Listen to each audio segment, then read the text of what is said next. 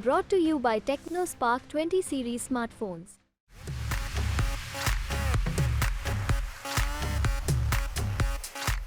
नमस्कार, आप देख रहे हैं मंच। मैं हूं आपके साथ अनुराधा तंवर और मंच पर आज हमारे साथ जो खास मेहमान हैं उनको अक्सर आपने डिबेट शो में देखा होगा।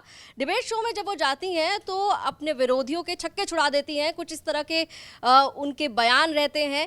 लेकिन पिछले दिनों वो काफ़ी ज़्यादा सुर्खियों में रही। सुर्खियों में इसलिए नहीं रही थी कि किसी डिबेट में उन्होंने अपने विरोधी साथी को कुछ कह दिया था, बल्कि इसलिए थी क्योंकि जिस पार्टी को उन्होंने 2 दशकों के से ज़्यादा वक्त दिया, उस पार्टी को उन्होंने अचानक से अलविदा कह दिया और फिर वो विरोधी पार्टी के खेमे में शामिल हो गई। हम बात कर रहे हैं राधिका खेरा की। बहुत बहुत स्वागत है राधिका जी आपका।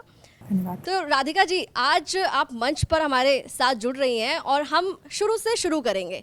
तो जब शुरू से शुरू करने की बात है तो सबसे पहले बात करेंगे आपके बचपन की। आप दिल्ली से हैं, दिल्ली में पली बड़ी हैं और आपने स्कूलिंग कहाँ से की, ग्रेजुएशन कहाँ से की, क्या कुछ किया है, बचपन की यादें, वहाँ से शुरू करते हैं। दिल्ली में पली बड़ी हूँ, प्योर दिल्लीite हूँ और मैंने अपनी schooling convent of Jesus and Mary Delhi से करी है। उसके बाद मैंने अपना college Delhi college of arts and commerce से किया है। वहाँ से मैंने पॉलिटिकल साइंस ऑनर्स किया है और मैं अभी तक पढ़ रही हूँ। मैं अभी भी वकालत कर रही हूँ, जो मैं छत्तीसगढ़ से कर रही हूँ और कुछ 1-1.5 महीने में मैं वकील बन जाऊँगी होपफुली, अगर मैंने एग्ज़ाम क्लियर कर लिया। तो ये तो मेरी पढ़ाई का रहा और बाकी मेरा राजनीतिक सफ़र भी सारा दिल्ली से ही, हमेशा से दिल्ली में रही हूँ। हाँ, लेकिन काम करने के लिए बाहर जाती रहती हूँ। चलिए देखिए, आपने बताया कि दिल्ली में आप रही हैं और दिल्ली राजनीति के लिहाज से बेहद खास जगह है और राजनीति सफ़र जो है वो आपका काफ़ी लंबा है। बहुत अर्ली स्टेज पर आपने राजनीति में एंट्री कर ली और एक लंबा समय तक आप एक ऐसी पार्टी के साथ रहीं जिससे अब आप नाता तोड़ चुकी हैं। तो पहले आप ये बताइए कि कांग्रेस के साथ कैसे जुड़ी थी? मैं 17 साल की थी जब मैंने NSUI से जुड़ी थी। हालांकि हमारे कॉलेज में डूसू एफिलिएटेड नहीं था, पर मैं पहली बार 17 साढ़े 17 साल की थी जब मैं कांग्रेस के 24 अकबर रोड के ऑफिस गई थी और सबसे पहले जो मैं जिस नेता से मिली थी वो मुकुल वासनिक जी थे।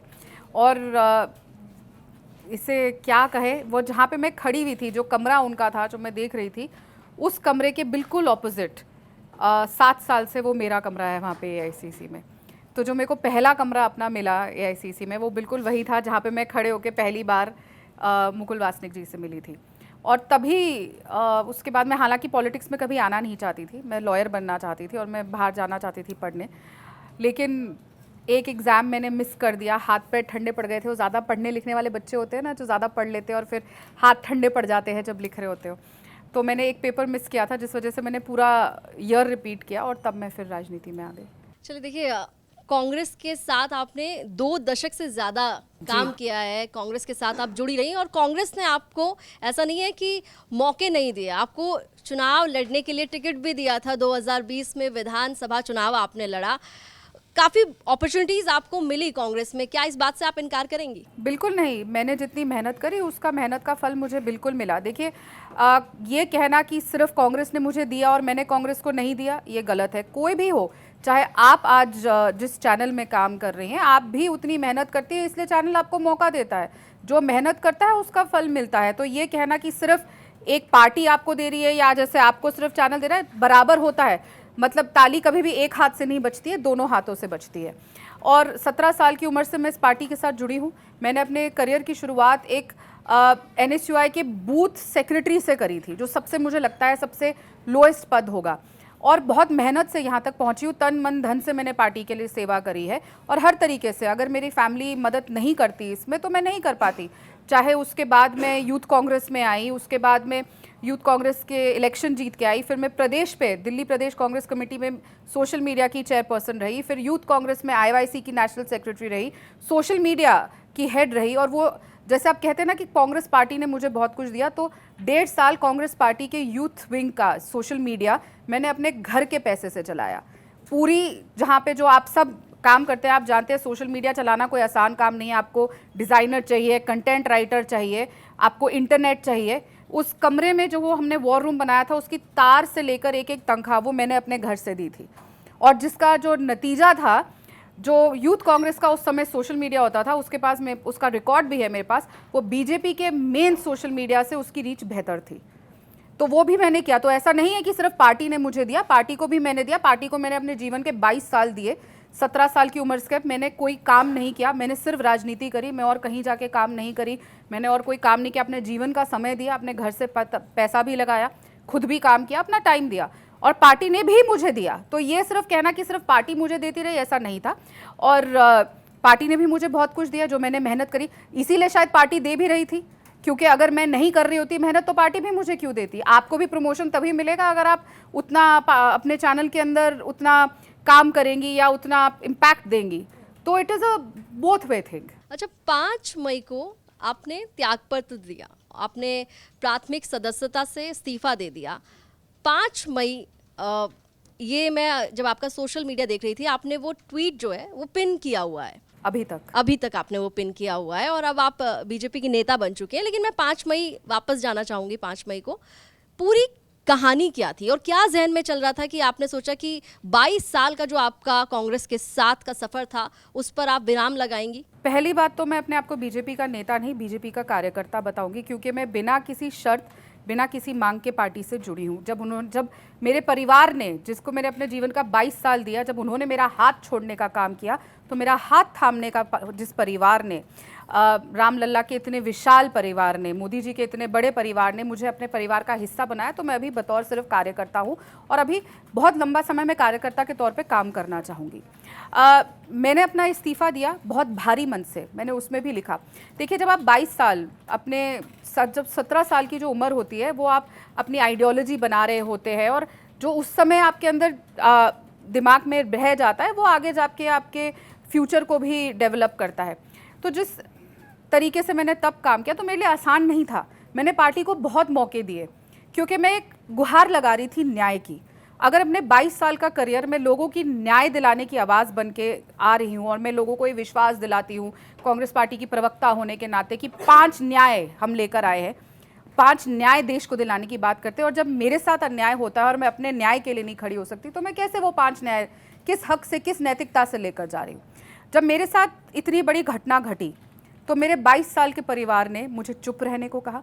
कईयों ने मुझे धमका के कह दिया कि छत्तीसगढ़ छोड़ दो, बड़े बड़े नेताओं ने, और कईयों ने कहा कि पार्टी हमसे बड़ी होती है, चुप रहो, जब घर में शादी होती है और ऐसा कुछ हो जाता है तो चुप रहना चाहिए।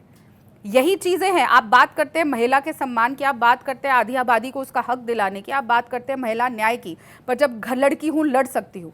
लेकिन क्या लड़की हूँ लड़ सकती हूँ का ये मतलब है कि प्रियंका जी लड़की हैं और वो अपनी ही पार्टी की लड़कियों से लड़ रही है? जब पार्टी की लड़कियाँ उनसे न्याय मांग रही हैं तो चुप्पी साथ देती है, धमका दिया जाता है कि चुप हो जाओ।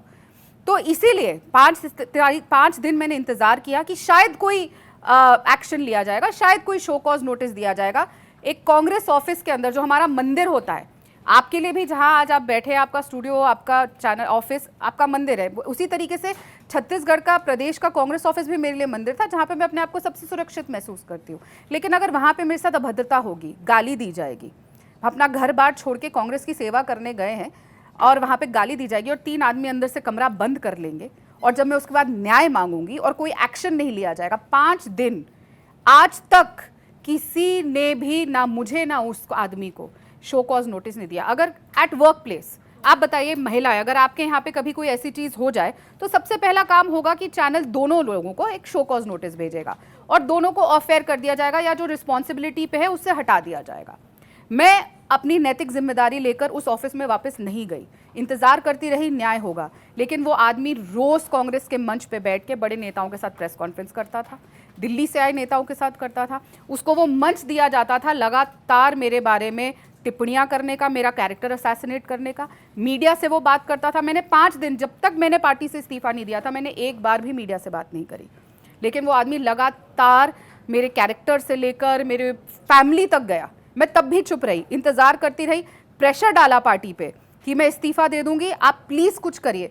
तो 3-4 दिन बाद, क्योंकि मैंने प्रियंका गांधी जी को लिख के ट्वीट कर दिया था, जब तक मैसेज कर रही थी कुछ नहीं हो रहा था, जब ट्वीट किया तो पार्टी एक्शन में आई और 24 घंटे का समय दिया प्रदेश अध्यक्ष को छत्तीसगढ़ के कि कोई रिपोर्ट बना के भेजिए। 24 घंटे बीत गए, उन्होंने हमसे बात तक नहीं करी। फिर जब मैंने लगातार पार्टी को बोला तो मेरे को एक औपचारिक तौर पे ऐसे ही बुला लिया कि आप अपनी बयान दे दीजिए।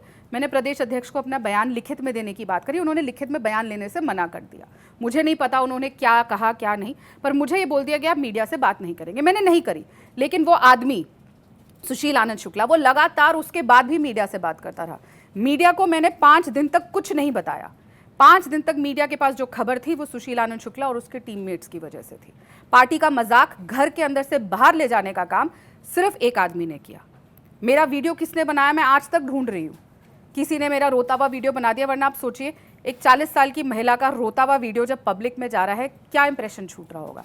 उन्होंने तो वहाँ पे भी मेरे को डैमेज करने की कोशिश करी, एक रोता हुआ वीडियो फैलाने की। अगर मैं लोगों के न्याय की आवाज़ बनने की कोशिश कर रही हूँ और मेरा ही रोता हुआ वीडियो आ रहा है जब खुद की न्याय नहीं कर पा रही के लिए, तो क्या मैं किसी और के लिए आवाज़ बनूंगी। तो मेरे को हर तरीके से इंसल्ट करने की कोशिश की। मैं फिर भी 5 दिन तक चुप रही, पार्टी को फिर मौका दिया, इस्तीफा दिया, 24 घंटे इंतजार किया, फिर प्रेस वार्ता करी, फिर 24 घंटे इंतजार किया, लेकिन लगातार उस आदमी को मंच मिलता रहा जहाँ पे वो मेरे बारे में लगातार बोलता रहा और पार्टी के बारे में बोलता रहा। मैंने पार्टी के हित में FIR भी नहीं दर्ज करी। मैंने पार्टी को बोला कि आपके ऑफिस में ये हुआ था, आप एक्शन लीजिए, वरना मुझ पे ये बोला जाता कि आप बीजेपी के साथ मिलके कुछ कर रही है। क्योंकि भारतीय जनता पार्टी के मुख्यमंत्री से लेकर हर इंसान ने ऑन रिकॉर्ड बोला था जब ये बात सामने आई थी कि राधिका खेड़ा जिस भी पुलिस स्टेशन में जाएंगी छत्तीसगढ़ के, तुरंत कार्रवाई होगी। मैं जाके कंप्लेंट लिख सकती थी, मैं फिर भी कुछ नहीं किया, आज तक नहीं करी। तब करती तो बोलती भारतीय जनता पार्टी का षड्यंत्र था, आज करूंगी तो बोला जाएगा क्योंकि आप सत्ता में हैं, आपकी दिल्ली में भी सरकार है, छत्तीसगढ़ में भी सरकार है, तो आप ये कर रहे हैं। मैं फिर भी पार्टी को अभी तक मौका दे रही हूँ कि न्याय करे, उन्होंने अभी तक नहीं किया। लगातार कांग्रेस पार्टी का इतिहास रहा है, जब जब महिलाओं के साथ बदतमीजी हुई है, बदसलूकी कही है, तो या तो महिला को इतना टॉर्चर कर दिया जाता है कि वो पार्टी छोड़ दे, या खुद निकाल दिया जाता है। आदमी वहीं के वहीं बड़े पद पे रहते हैं। आपने राहुल गांधी को अप्रोच करने की कोशिश की? जी, मैंने राहुल गांधी जी के ऑफिस में लिखित में व्हाट्सएप पे भेजी अपनी शिकायत, वहाँ से जवाब भी आया।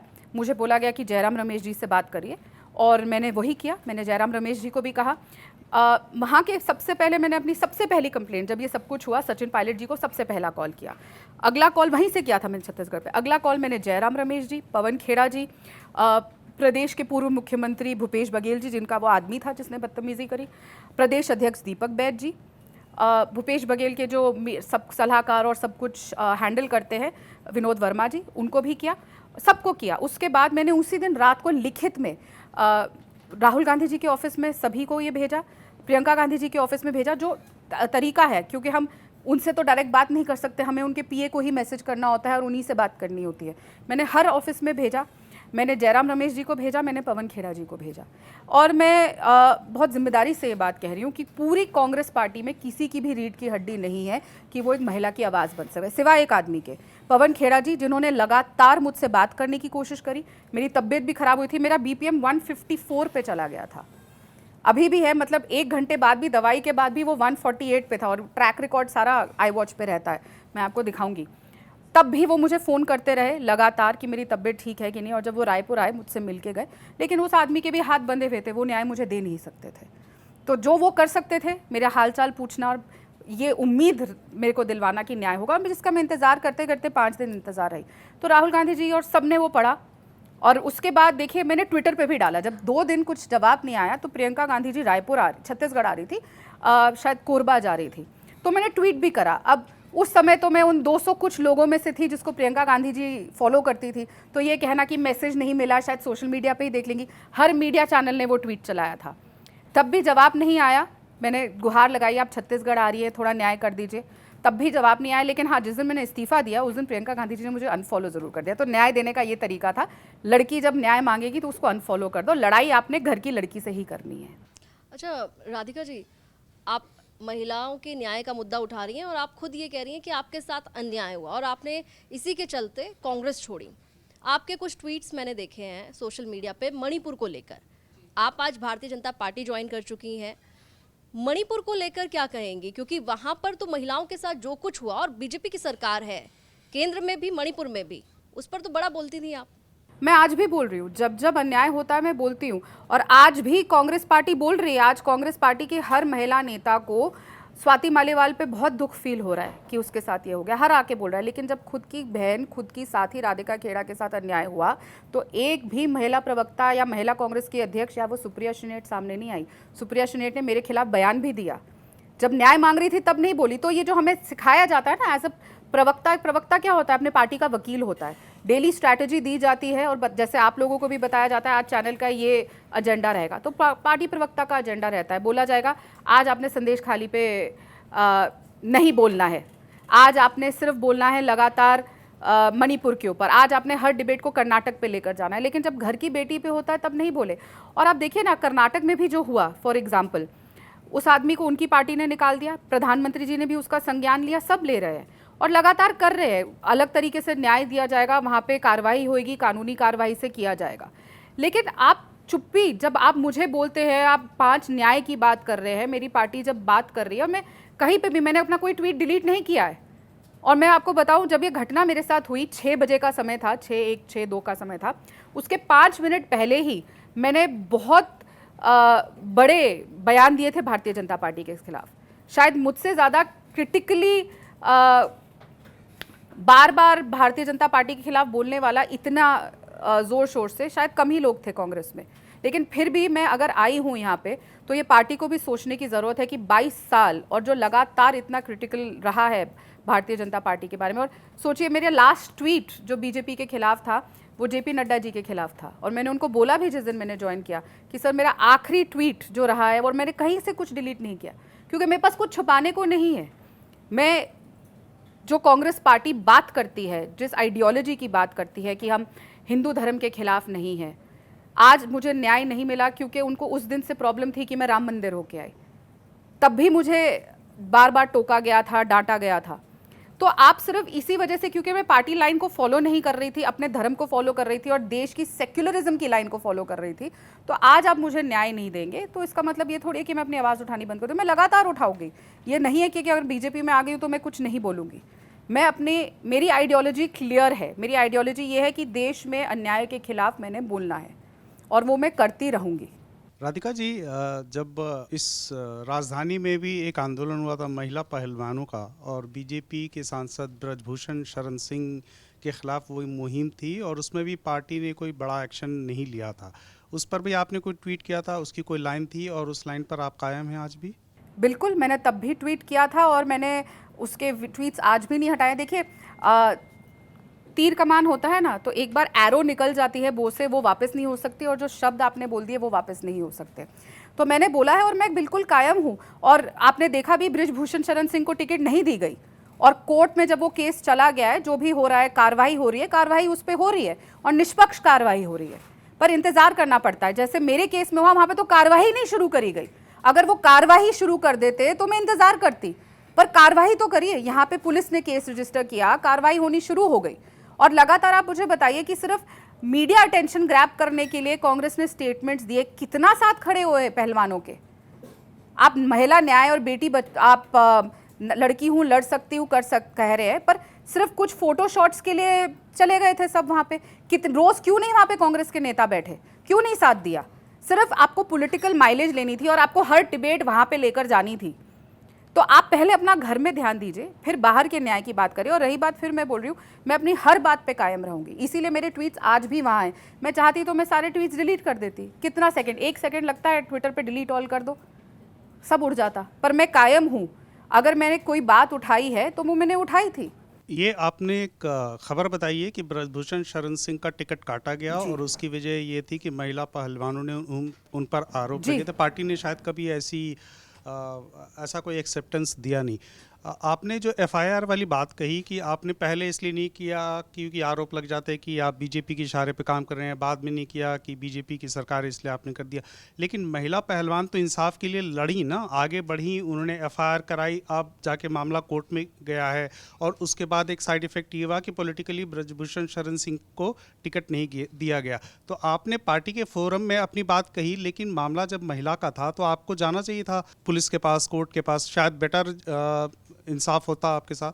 देखिए, वो मैं कोर्ट, अभी जो लीगल मेरी टीम है वो इस पे एक्शन ले रही है, किस तरीके से किया जाएगा। पर जैसा मैंने कहा कि अगर मैं उस समय जाती तो क्योंकि मैं एक पॉलिटिशियन हूँ, तो बार बार मेरे पे इल्ज़ाम आता। अभी भी जो आया है कि मैंने बीजेपी के कहने पे किया है। बीजेपी के कहने पे सुशील आनंद शुक्ला ने तो मुझसे शायद बदतमीजी नहीं करी होगी, तो इसको तो फिर इंट्रोस्पेक्ट करना चाहिए पार्टी को कि बीजेपी के कहने पे सुशील आनंद शुक्ला ने वो कमरा भी बंद करवा लिया। तो जो चीज़ें हुई, और ये लगातार हो रहा था, वहाँ पे भी जब मैं थी, इतना मेंटल ट्रॉमा से मैं निकली थी, मैं वहाँ पे हर चीज़ ध्यान से कर रही थी क्योंकि मैं बात घर से बाहर नहीं ले जाना चाहती थी। मैं जैसे आपको बता रही हूँ, मैंने 5 दिन मीडिया से बात नहीं करी क्योंकि मैं चाहती थी कि घर के अंदर इस चीज़ का सल्यूशन हो, क्योंकि मैं एक ऑफिस बेरर हूँ। और कल को आप बताइए, राष्ट्रीय अध्यक्ष मल्लिकार्जुन खड़गे जो है, खड़गे जी जो कांग्रेस पार्टी के अध्यक्ष है, वो कभी किसी स्टेट में जाएंगे तो वहाँ का प्रदेश अध्यक्ष क्या उनके साथ ऐसे बिहेव करेगा? कहाँ डिसिप्लिन है पार्टी के अंदर?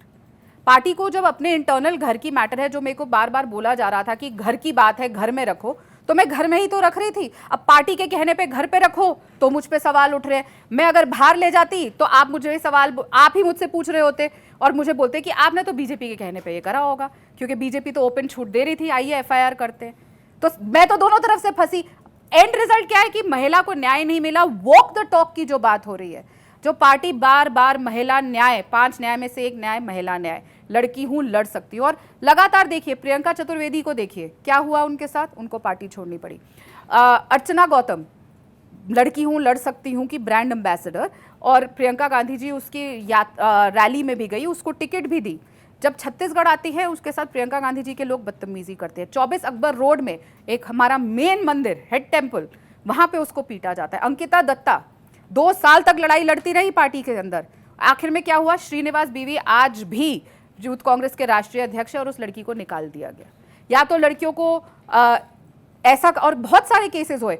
श्रीनिवास के पहले भी जो राष्ट्रीय अध्यक्ष है यूथ कांग्रेस, वहां पे भी लड़की ने एक कंप्लेंट करी थी, एक एनएसयूआई के पूर्व अध्यक्ष थे, उनके खिलाफ भी करी थी। हर बार वो लोग आज भी पार्टी के अंदर है, लगातार उनको टिकटें मिल रही हैं, लगातार उनको पोस्ट मिल रही हैं, और वो लड़कियों का करियर पार्टी के अंदर खत्म होता है या उनको निकाल दिया जाता है या जलील, जैसे मेरे साथ भी हो रहा है। पार्टी के मंच से वो मेरे खिलाफ अलग अलग प्रेस कॉन्फ्रेंसेस करे जा रहे हैं।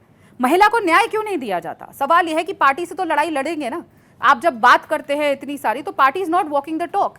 वो देश के सामने आना बहुत जरूरी है। 22 साल बाद जो मेरे आंखों के आगे से चश्मा हटा है, जो मैं फिर भी मैं कहती थी नहीं, मैं पार्टी नहीं छोड़ूंगी, लेकिन पार्टी ने जब इतना कुछ होने के बाद भी एक शो कॉज नोटिस, बहुत बेसिक चीज थी वो एक शो कॉज नोटिस, जो आपके ऑफिस में भी सबसे पहले किया जाएगा, मुझे भी देते ना। पार्टी ने मेरे पे कार्रवाई क्यों नहीं करी? अगर मैं झूठ बोल रही थी, पार्टी को मुझे ही नोटिस दे देते कि मैं गलत बोल रही हूँ।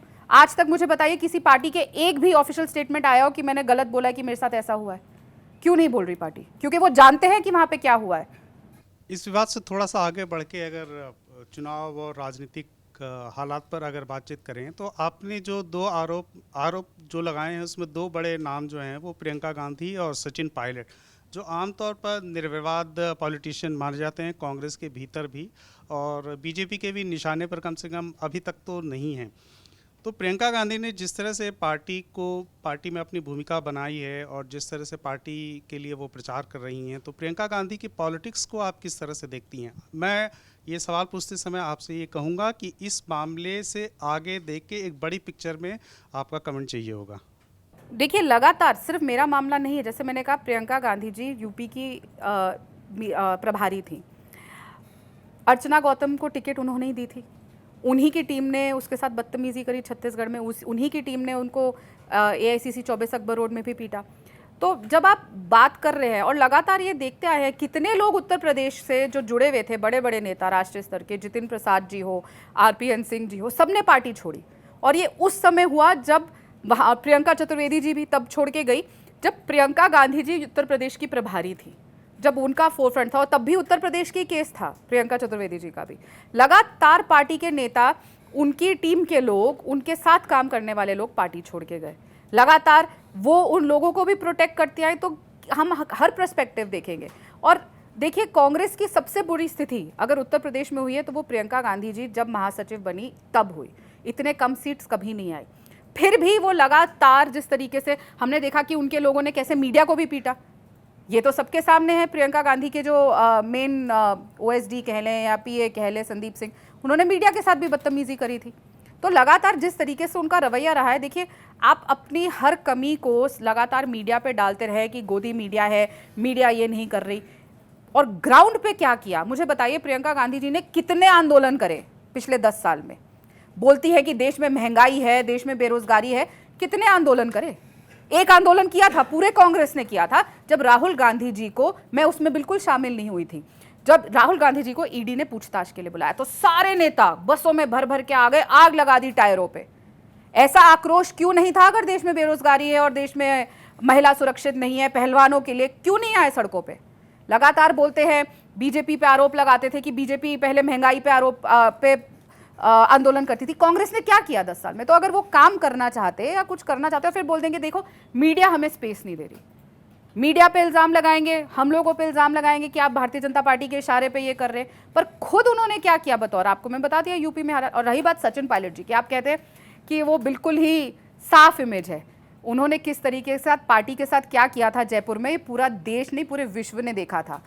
4 लोगों के साथ बैठ गए थे, पार्टी के साथ किस तरीके से बिहेव किया था, मजाक बनाया था। अगर राजस्थान में कांग्रेस पार्टी की हार हुई तो वो सचिन पायलट की वजह से हुई। क्यों? क्योंकि उन्होंने पार्टी को ब्लैकमेल ही तो किया था, सबको लेके गायब हो गए थे। वो आज बताएंगे कि कौन लॉयल है कि कौन नहीं। उनके तो पूरे परिवार, मतलब परिवार को कांग्रेस पार्टी ने क्या क्या दिया। हम तो फर्स्ट जनरेशन पॉलिटिशियंस हैं, जिनके परिवार को क्या क्या नहीं मिला, उनकी क्या क्रेडिबिलिटी थी। आए हैं बाहर काम कर रहे हैं और आते ही मंत्री बना दिया गया। उन्होंने क्या किया पार्टी के साथ? आंखें दिखाई ना, पार्टी को ब्लैकमेल किया, कहा सरकार के खिलाफ क्या क्या षड्यंत्र रचे, और जब सरकार में थे तब भी लगातार बयान देते थे और अपनी ही सरकार के खिलाफ आंदोलन कर दिया था। तो वो खुद ही कमजोर कर रहे हैं पार्टी को ये लोग। कांग्रेस से बहुत सारे नेता गए और राहुल गांधी को काफ़ी भला बुरा कह के गए, लेकिन आप शायद पहली ऐसी नेता हैं जो प्रियंका गांधी को भला बुरा कहकर पार्टी से निकली हैं और बीजेपी में गई हैं। भला बुरा क्या है इसमें? मैंने क्या गलत कहा उनको? अगर मैं न्याय मांग रही और वो नहीं दे रही तो वो भला बुरा कैसे हुआ? अगर मैं बोल रही हूँ कि वो लड़की हूँ, लड़ सकती हूँ, नहीं लड़ रही, वो अपनी ही लड़कियों से लड़ रही हैं और सच बोल के, मैंने आपको विद रिकॉर्ड एग्जांपल्स बताए हैं, तो मैंने भला बुरा क्या कहा? मैंने उनको कोई गाली नहीं दी, मैंने उनको कोई अपशब्द नहीं कहा। नहीं, मेरा मतलब ये नहीं था। लेकिन नहीं, मैं आपको बताती हूँ, तो भला बुरा नहीं, हम तो एज कार्यकर्ता हमारा दिल दुखता था कि 22 साल हमने जिस पार्टी को, आप देखिए ना, 17 साल की उम्र से मैंने अपना पूरी यूथ पार्टी को दे दिया। आज अगर मैं 40 साल की हूँ, मैंने तो कभी देखा ही नहीं कि पार्टी कभी आ सकती है सत्ता में। आप देखिए ना, हमारी पूरी जनरेशन सिर्फ स्ट्रगल ही कर रही है, फिर भी हम पार्टी के साथ जुड़े हुए थे। 10 जो लड़की ने, आप खुद सोचिए, 10 साल जब पार्टी अपने वीकेस्ट पे थी, पिछले चुनाव में, उससे पिछले चुनाव में, तब मैंने पार्टी का हाथ नहीं छोड़ा और लगातार तब भी अपने घर से मेहनत करती रही, अपना जीवन देती रही। और आज अगर ये लोग छोड़ के जा रहे हैं तो पार्टी को इंट्रोस्पेक्ट करना चाहिए। ये बोल देना मेरे पे तो देखो कोई ईडी सीबीआई का कोई केस नहीं है, तो मैं किस पे, मेरे को किस चीज़ का डर है? हाँ, डर था कांग्रेस पार्टी के अंदर रहते हुए, क्योंकि वहीं के नेता मुझे आंखें दिखा रहे थे। तो ये जो राहुल जी बोल देते हैं ना लगातार कि जिसको जाना है जाओ, आखिर में 4 ही जने रह जाएंगे, राहुल जी, प्रियंका जी, खड़गे जी और जयराम जी, और फिर वो आपस में न्याय खेलेंगे, या हो सकता है भूपेश बघेल जी के साथ कैंडी क्रश खेल ले, और कुछ नहीं करने वाले। देश की जनता की उनको फिक्र नहीं है। जो अपनी पार्टी के लोगों के साथ न्याय नहीं कर रहे, वो 5 न्याय देश की जनता के साथ क्या करेंगे? आप जिस सीट पे बैठी है ना, वहीं कुछ दिन पहले गौरव वल्लभ जी भी बैठे थे और वो भी थोड़ा मिलता जुलता ही कारण था, पार्टी छोड़ने का आपके डिपार्टमेंट से ही थे, लेकिन उन्होंने इस लीडरशिप को लेकर एज सच कोई सवाल नहीं उठाया, सिवाय इसके कि राम मंदिर के प्राण प्रतिष्ठा के मौके पर पार्टी ने इसमें पार्टिसिपेट नहीं किया, उससे वो आहत हुए और उन्होंने पार्टी छोड़ दी और बीजेपी में चले गए। आपका जो केस है उसमें आपकी अपनी एक लड़ाई है और उसमें एक राम मंदिर का मुद्दा है।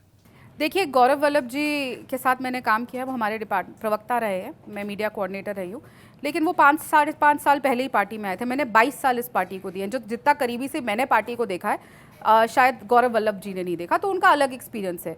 तो मैंने पार्टी को सत्ता में भी देखा है, सत्ता के बाहर भी देखा है। 17 साल की उम्र से लेकर 40 साल की उम्र में आप सोचिए कितने पढ़ाव, ऊपर नीचे क्या क्या देखा होगा मैंने। 22 साल छोटा पीरियड नहीं होता, बनाम 4 या 5 साल, तो उनका अपना एक्सपीरियंस था। लेकिन मैंने सोनिया गांधी जी एज अध्यक्ष भी, उनका नेतृत्व भी देखा है, मैंने खड़गे जी को भी देखा है, मैंने रणदीप सिंह सुरजेवाला जी के साथ भी कम्युनिकेशन डिपार्टमेंट में काम किया, क्योंकि 7 साल से तो मैं इसी पद पे हूँ, और मैंने जयराम रमेश जी के साथ भी किया है। लेकिन जो मेरा एक्सपीरियंस रहा है राम मंदिर पे, तो देखिए ये बहुत क्लियर है, पार्टी बिल्कुल, हम कांग्रेस पार्टी एंटी हिंदू है, क्योंकि मुझे इतना तक बोला जाता था कि तुम बहुत ज़्यादा हिंदू करते हो, यू आर टू हिंदू। एक तो मुझे आज तक समझ नहीं आया कि आप हिंदू मेजर कैसे कर सकते हैं, कोई ज़्यादा और कम हिंदू कैसे हो सकता है, या कोई ज़्यादा और कम कोई भी रिलीजन का कैसे हो सकता है। हम कोई वो तो है नहीं, आटा या तेल या पानी की नाप के ज़्यादा और कम हो जाएंगे। और मेरे साथ उनको ये प्रॉब्लम थी कि मैं राम मंदिर होके आई, उनको प्रॉब्लम थी प्राण प्रतिष्ठा वाले दिन मेरे घर में सुंदरकांड का पाठ हुआ, मैंने सोशल मीडिया पे डाला। लेकिन जिस दिन गौरव वल्लभ जी और रोहन गुप्ता जी छोड़ के गए, उस दिन डिबेट पे मुझे आगे भेज दिया गया कि भाई तुम होके आई हो, तुमने फोटो डाली है, तो तुम बोलो कि तुम्हें नहीं टोका गया। तो पार्टी तो बहुत क्लैरिटी से, देखिए हमारे को कहने की जरूरत ही क्या है जब वो चिट्ठी प्राण प्रतिष्ठा वाले दिन आ गई। अगर पार्टी हिंदू धर्म के खिलाफ नहीं होती, रामलला के खिलाफ नहीं होती, तो वो चिट्ठी नहीं आती। नहीं एक्सेप्ट करना, इनविटेशन ना करना, वो आपकी चॉइस है। और वैसे भी रामलला जिसे बुलाएंगे उन्हीं वही जा पाएंगे। तो रामलला ने चाहा ही नहीं कि कांग्रेस पार्टी के दिग्गज नेता, चाहे सोनिया जी हो या खड़गे जी हो, वहां आए, क्योंकि अगर वो चाहते तो वो न्योता एक्सेप्ट होता। क्योंकि आप तो जानते हैं हमारे धर्म में तो कहा ही जाता है जब माता का बुलावा आएगा, जब राम जी का बुलावा आएगा तभी जा पाएंगे, वरना लोग वैष्णो देवी जाके भी दर्शन नहीं कर पाते। केदारनाथ और इधर हर जगह देखिए कितनी लाइनें लगी हुई, यहाँ पहुंच के भी नहीं कर पा रहे। तो बुलावा आया ही नहीं। जब रामलल्ला ही नहीं चाह रहे थे कि जो लगातार राम जी का विरोध करते आए हैं कि वो उनके दर्शन कर सके, और अलग अलग रीजंस रहते हैं, लेकिन मेरे रीजंस दो रहे और मैं उससे बहुत क्लियर थी। और गौरव वल्लभ जी का अलग एक्सपीरियंस रहा होगा। लेकिन जैसे आपने कहा ना कि कैसे हिंदू को मेजर कर सकते हैं कि कौन बड़ा हिंदू कौन छोटा हिंदू, तो यही सवाल आपसे भी है ना कि गांधी परिवार को या कांग्रेस पार्टी को कैसे मेजर किया जा सकता है कि वो हिंदू विरोधी पार्टी है। जब आप प्रवक्ता, मैं प्रवक्ता हूं, जब मुझे बोला जा रहा है कि हिंदू हिंदू मत करो, तुम्हें डिबेट में नहीं भेजा जाएगा, क्यों तुम प्राण प्रतिष्ठा वाले दिन अपने घर पे सुंदरकांड का पाठ कराई हो, क्यों तुम्हारे घर के बाहर जय श्री राम के झंडे लगे हुए, वो भारतीय जनता पार्टी का झंडा नहीं था, वो मेरे धर्म का झंडा था। जब ये बोला जाएगा कि तुम रामलल्ला के दर्शन क्यों चुनाव के बीच में करके आए और उसकी फोटो और वीडियो क्यों शेयर करें, क्योंकि मेरी मम्मी का मैंने वीडियो शेयर किया जय श्री राम बोलते हुए। आपने जय श्री राम नहीं बोलना है, आपने जय सियावर राम बोलना है। जय श्री राम से भी तकलीफ है, अरे क्यों नहीं बोल सकते जय श्री राम? मेरा धर्म में जो मर्जी बोलना चाहूं, लेकिन पार्टी की लाइन है कि जय श्री राम नहीं बोलना, जय श्री राम जी बीजेपी की लाइन है। ऐसे कैसे? भगवान कोई किसी के होते हैं क्या? भगवान तो सबके है। तो जब पार्टी ये तय कर रही है और पार्टी बोल रही है कि तुम यहाँ नहीं जाओगे, इसकी फोटो नहीं शेयर करोगे, तो वो क्लियरली, और वो चिट्ठी पीढ़ियों दर पीढ़ी कांग्रेस पार्टी को इसका क्या कहते हैं, फल तो कह ही नहीं सकते, इसका जो आगे जाके जो चीज होगी, इस जो इतना बड़ा पाप किया है उसको झेलना पड़ेगा, जो वो चिट्ठी लिखी गई है। राधिका जी, आप पाप की बात कर रहे हैं, पर कैलाश मानसरोवर की यात्रा राहुल गांधी करते हैं, तो अगर हिंदू से वो नफरत करते हैं तो फिर ये यात्रा क्यों? आप उस समय पार्टी में थी, इसलिए आपसे सवाल पूछा जा सकता है। आपको याद होगा एक वो भी बनाया गया था कि राहुल गांधी जी जनेऊधारी हिंदू है, जब वो खुद ही नहीं मानते। आपने देखा है वो कभी कैसे पूजा करते हैं? ये बात मैंने सोशल मीडिया की टीम को भी फ़ोन करके कही थी कि अभी रिसेंटली चुनाव के बीच में वो आई थिंक महाकाल गए थे या वहीं मध्य प्रदेश में किसी मंदिर में गए थे, तो वो ऐसे पूजा कैसे करी जाती है, ऐसे करी जाती है, ऐसे ऐसे करके फेंक रहे थे भगवान के ऊपर फूल। तब भी मैंने कहा था कि आप लोग ये क्या फोटो और वीडियो डाल रहे हो, इसको डालना नहीं चाहिए। और पहली बात तो फोटो खींचनी चाहिए। और देखिए लगातार ये तो सब जानते हैं कि जो मेजॉरिटी है वो हिंदू है देश के अंदर, तो जिस तरीके से लगातार ये उठ रहा था कि वो एंटी हिंदू हैं, जो उनका रजिस्टर में साइन था जब वो सोमनाथ गए थे और वो लिख दिया गया था कि नॉन हिंदू वाले रजिस्टर में साइन हुआ था, आपको याद है, जो निकल के आ गया था सामने, वहीं पे जो साइन हुआ था राहुल गांधी जी का, तो उसको कवर अप करना था। तो वो चुनावी हिंदू बन जाते हैं, जैसे वो ट्रैवल व्लॉगिंग करते हैं वैसे वो चुनाव के लिए मंदिर में जाके व्लॉगिंग करते हैं। नहीं, तो आपके दो कारण जो हैं वो आपने बताया भी कि एक तो राम मंदिर जाना और दूसरा जो घटना आपके साथ घटित हुई, तो अगर इसमें मेजर करें, क्योंकि इसको तो मेजर कर सकते हैं, हाँ, आजकल मेजरिंग का ही ज़माना है। पहला कारण क्या है जो बड़ा कारण है, क्योंकि 22 साल लग गए आपको उस पार्टी में, क्योंकि अगर आज वो आप कह रही हैं यहाँ बैठ के कि वो हिंदू को नहीं मानती है, मतलब हिंदुइज्म नहीं मानती है, तो क्या 22 साल आपको क्यों लग गए ऐसी पार्टी को पहचानने में? क्योंकि आप में तो हिंदुत्व झलकता है, तो 22 साल आप वहाँ पर कैसे रही और ये दौर कैसे बीता? देखिए क्या होता है, जब आप 17 साल की उम्र में आते हैं तो आप उस समय नहीं समझते कुछ चीज़ें। आप यूथ कांग्रेस में, NSUI में, तब तक आप ये भी नहीं समझते कि पार्टी क्या चीज़ है। तब आप जैसे सोल्जर होता है, बिल्कुल आप जंग में चले जाते हैं। और जब हमें भी जब ट्रेन किया जाता है उसके बाद हमारे ऐसे वाइजर्स लग जाते हैं, जैसे घोड़े के वाइजर्स होते हैं ना लेफ्ट दिख रहा है ना राइट, जो बताया जा रहा है हम चल रहे हैं। तब उस समय इतना सोचता भी नहीं है इंसान। 17-18 साल आप कितनी आइडियोलॉजी या कितना चीज़ें देखते हो। और जब मैं इस पॉइंट पे आई 7 साल पहले, तब मुझे जब इस चीज़ में आई कि देख रही कि क्या स्ट्रैटेजी है, कैसे बोला जा रहा है, पार्टी की डिसीजन मेकिंग में आई, तब मुझे रियलाइज़ हुआ कि पार्टी क्या लाइन लेती है, कौन स्ट्रैटेजी तय करता है। तब मैं इस चीज़ में आई, लेकिन मैं लगातार ये बात बोलती थी। और मुझे पता है जब ये बोला जाता था ना कि इसको हटा दो, तुम बहुत हिंदू हो, इसलिए तुम्हें मैं बोलती थी आजकल मुझे डिबेट पे नहीं भेज रहे, तुम बहुत हिंदू करती हो। मैं सोचती थी ऐसी मजाक कर रहे हैं। आप इसको सीरियसली थोड़ी लोगे। अगर आपको कोई बोलेगा अरे यार तुम बहुत हिंदू हिंदू करते हो तो मैं आज न्यूज़ तक की माइक नहीं दी जाएगी थोड़े दिन, आप तो सोचोगे ना मजाक में कोई कह रहा है। आपको बोल दिया जाएगा कि अरे तुमने ये प्राण प्रतिष्ठा वाले दिन सुंदरकांड क्यों कर दिया। अच्छा, मेरे पास एक ऑरेंज बैग था, राहुल जी की जब न्याय यात्रा हो रही थी छत्तीसगढ़ में, मैं ऑरेंज बैग लेकर चलती थी। आपको पता है वहाँ के सीनियर लीडर्स ने, राहुल जी की टीम के लोगों ने मुझे आके ये भी बोला तुमने यहाँ बीजेपी से बातचीत चल रही है, तुम ये बड़ा ऑरेंज बैग लेकर चल रहे हो। कांग्रेस पार्टी में अगर आप ऑरेंज कपड़े पहन के चले जाओ, अगर वहाँ पे आपको ना बोला जाए कि आप भारतीय जनता पार्टी के हो, पर हम लोग ये सब मजाक में ले लेते थे। पर लेकिन इतनी बड़ी चीज़ हो जाएगी और चुप रहे। देखो जब पार्टी एक्शन क्यों नहीं ले रही, मैंने 22 साल पार्टी को दिए, मैं वही लड़की हूँ जिसको आपने नेशनल सेक्रेटरी बनाया, सोशल मीडिया का हेड बनाया, मीडिया का चेयरमैन बनाया प्रदेश कांग्रेस कमेटी का, जिसको आपने टिकट दी 35 की एज पे। तो मैं कोई ऐसी तो हूँ नहीं, पार्टी को मेरे अंदर कुछ दिखता होगा। और जब वो लड़की न्याय मांग रही थी, आप चुप क्यों हुए? मैंने फिर अपना पूरा निकाला कि मैं किस बात से नाराज़गी हो सकती है, और एक ही बात से मुझसे नाराज़गी रहती थी कि ये बहुत हिंदू हिंदू करती है और मैं पार्टी के स्टैंड के अगेंस्ट जाके राम मंदिर जाती हूँ। हाँ, कुछ लोग गए हैं, ये लोग कहते हैं कि देखो हम 4 जने राम मंदिर गए थे, इन पे तो कुछ नहीं हुआ। तो पार्टी कुछ इमेज बनाने के लिए भी तो करती है। जैसे राहुल गांधी जी को जनेऊधारी ब्राह्मण बना दिया, जैसे तो कुछ लोगों को भेज दिया कि आप जाके वहाँ पे दिखाओ कि हम तो जी मंदिर होके आए हैं। पर जो असली में मंदिर जा रहे हैं, देखो एक जना झूठ बोल देगा, 2 जना झूठ बोल देगा, सारे लोग झूठे और सिर्फ सच्चाई राहुल जी, प्रियंका जी और कांग्रेस पार्टी है। बाकी पूरा देश झूठा है। सिर्फ कांग्रेस पार्टी जो बोल रही है कि नहीं हम खिलाफ नहीं, और बाकी जो लोग निकल रहे हैं वो सब झूठे हैं। एक जना होता, सारे जने झूठ थोड़ी हो सकता है। सचिन पायलट जी पे सवाल पूछना चाहूँगा। सचिन पायलट जो है, राजस्थान में जो एपिसोड हुआ वो हम सभी जानते हैं, आपने उनसे शिकायत दर्ज की। तो एक इतना विरोधी स्वभाव का नेता, तो जब आपकी उनसे बात हुई तो उनकी प्रतिक्रिया क्या थी, ये जानना बेहद ज़रूरी है। अच्छा, सचिन पायलट जी का मेरे को कुछ दिन पहले इंटरव्यू देखा, बड़े दिनों बाद उन्होंने चुप्पी तोड़ी और उन्होंने कहा कि मुझे पता नहीं था और उसको पार्टी छोड़नी थी तो कोई रीज़न चाहिए था। सबसे पहला फ़ोन जब ये घटना हुई, मेरे पास रिकॉर्ड भी है, क्योंकि सचिन पायलट जी भी फ़ोन नहीं उठाते। एक तो ये बड़ी दिक्कत है कांग्रेस में ना कि जितने बड़े नेता हैं ना वो सब उनके पीए ही आके काम करते हैं। छत्तीसगढ़ में भी उनके पीए आ जाते हैं, वो काम करते हैं। सचिन पायलट जी बहुत कम आते हैं, तो आपको उनके पीए को फ़ोन करना पड़ता है। तो उनके पीए हैं निरंजन जी। मैंने उनको कॉल किया, मेरे पास स्क्रीनशॉट मैंने इसलिए रखी है क्योंकि मैं जानती हूँ 22 साल जिस पार्टी में रही हूँ वहाँ के नेताओं की रग रग से वाकिफ़ हूँ मैं।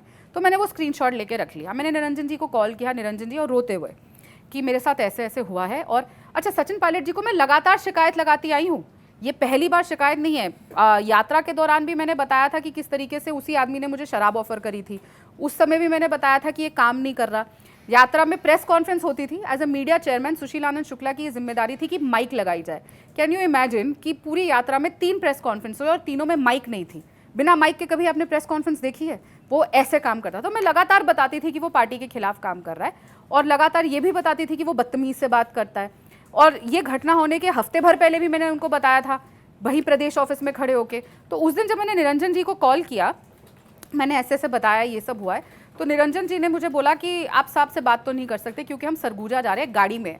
अब बताइए, सचिन पायलट जी गाड़ी में बैठ के ट्रैवल कर रहे हैं, वो 7 से 8 घंटे का सफ़र है, तो वो फ़ोन तो सुन ही सकते थे। कोई ऐसा काम तो कर नहीं रहे होंगे गाड़ी में कि वो फ़ोन पे नहीं सुन सकते थे। तो मैंने कहा नहीं, आप उनको ये बात बताइए कि क्या करना है। तो उन्होंने कहा अच्छा रुको। उन्होंने जो भी बात करी और मुझे बोला, गुस्से में बोला कि अब तुम चुप रहो और इलेक्शन का टाइम है, 7 दिन है, बस किसी तरह से खींच लो और ये सब बंद कर दो।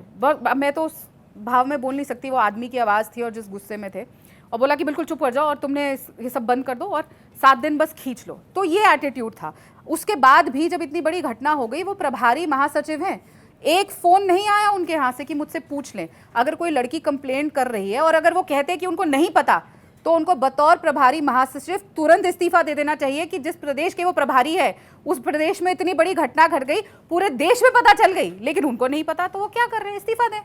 पहले और दूसरे चरण में चुनाव जो है वो राजस्थान में हुआ है, और राजस्थान में के वो पूर्व उप मुख्यमंत्री भी रहे हैं। तो अभी आपसे पूछ लेना चाहेंगे कि राजस्थान की कई सीटों पर जो है उन्होंने अपने लोगों को चुनाव लड़ाया और उनके लिए खासतौर से अच्छा प्रचार भी किया। तो आपको क्या लगता है कि राजस्थान में इस बार कांग्रेस की क्या स्थिति रहेगी? देखिए, बहुत दुख की बात है कि जब आता है ना, जब मीडिया भी यही बोलती है और लोग भी बोलते हैं कि अपने लोगों को चुनाव लगाया, कोई नहीं बोलता कि कांग्रेस के लोग हैं। कांग्रेस के जो हार का नतीजा हो रहा है वो यही हो रहा है कि कोई किसी नेता का टीम है, कोई किसी नेता की टीम है। तो अगर उनके नेताओं को टिकट मिल जाएगी तो दूसरा गुट उनके खिलाफ लग जाएगा, अगर पायलट जी के नेताओं को लगी तभी वो काम करेंगे। जब पायलट जी के लोगों को नहीं मिली थी तो उन्होंने राजस्थान में सरकार नहीं आने दी प्रदेश में, किस तरीके से प्रदेश की खुद की सरकार के खिलाफ आंदोलन कर रहे थे। तो देखिए, कर्मा तो इसी को कहते हैं, यही जवाब मिलेगा। जो खुद ही पार्टी को ना, कांग्रेस पार्टी की तकलीफ क्या है, वो केकड़े बन के रह गए। एक ऊपर जाता है दूसरा नीचे खींचता है, जैसे दूसरा ऊपर जाता है वो तीसरा नीचे खींचता है। तो वो जब तक ये नहीं होगा कि वो कांग्रेस के लोग चुनाव लड़ रहे हैं और सचिन पायलट का गुट नहीं या किसी और का खेमा नहीं, तब तक कांग्रेस पार्टी आगे नहीं जाएगी। और ये लगातार मीडिया में आ रहा था कि छत्तीसगढ़, राजस्थान तो और मध्य प्रदेश तो जीत रहे हैं। राजस्थान तो देखिए इतना अंडर करंट है, हर चैनल पे ये बात होती थी कि वसुंधरा राजे जी नाराज हैं। देखिए भारतीय जनता पार्टी और कांग्रेस में सबसे बड़ा फर्क, भारतीय जनता पार्टी एक होकर चुनाव लड़ती है। नाराजगी, मनभेद, मुठभेद जो भी है वो अलग है, लेकिन जब चुनाव का समय आता है तो सब एक होते हैं, इसलिए चुनाव जीते जाते हैं। और कांग्रेस पार्टी जीता हुआ चुनाव की हार के दिखाने का टैलेंट है, क्योंकि वो आपस में ही केकड़े बन जाते हैं। तो वही नतीजा जो आपको राजस्थान की विधानसभा चुनाव में देखने को मिला था, वही नतीजा आपको लोकसभा में देखने को मिलेगा। राधिका जी, एक सवाल है सीट को लेकर कि आपके हिसाब से क्या लगता है कि बीजेपी को इस बार के चुनाव में कितनी सीटें आ सकती हैं? देखिए, नॉर्थ के पहले बात कर लेते हैं और साउथ के फिर अलग से बताइए। देखिए, मैं ओवरऑल आपको बताती हूँ। अब मैं सर्वे तो करती नहीं ना, मैं इतनी बड़ी जोशी हूँ कि जो मैं समझती हूँ कि इस बार पिछली बार से ज्यादा सीटें भारतीय जनता पार्टी को आएगी। अराउंड कितना दे रहे हैं आप? मुझे लगता है एनीथिंग अबव 350 जी। और इसीलिए कह रही हूँ क्योंकि आप देखिए, कल आपने प्रधानमंत्री नरेंद्र मोदी जी का नॉमिनेशन की रैली देखी होगी, उससे पहले रैली देखी होगी। जो लोग आंसू बहा रहे थे, उनकी रैली में भी जो लोग आते हैं प्रोग्राम में, जो आंसू बहाते और लोग आरती उतार रहे हैं, वो आंसू असलियत बता रहे हैं। मुझे नहीं लगता इतने लोकप्रिय नेता मैंने तो अपने 40 साल की उम्र में कभी इस देश में देखा है। लोग कहते हैं शायद इंदिरा जी या नेहरू जी ऐसे होंगे, पर मैंने कभी लोगों को ऐसे, मतलब लोग जब मोदी जी से मिलते हैं, वो कहीं पे भी रैली के लिए जा रहे हैं प्रोग्राम के, तो जो आंसू लोगों के बह रहे हैं उनको मिलके, वो बता रहे हैं और वो प्रमाण है कि इस बार पिछली बार से भी ज्यादा सीटें आएंगी। अच्छा, ये आंसू और थाली ताली से तो सीट मिलने वाली है नहीं, लेकिन अभी ये बताइए, नॉर्थ ये ओवरऑल बीजेपी की 350 सीटें बता रही हैं जी, या एनडीए गठबंधन? बीजेपी की तो 400 पार वाला इस बार फार्मूला होगा क्या बीजेपी? बिल्कुल, मुझे तो पूरी उम्मीद है। जो मैं ग्राउंड पे देख के आई हूँ, मैंने छत्तीसगढ़ में भी काम किया है, मैं और भी प्रदेशों में गई हूँ और गांव-गांव गई हूँ, तो इसीलिए मैं ये बात कह रही हूँ।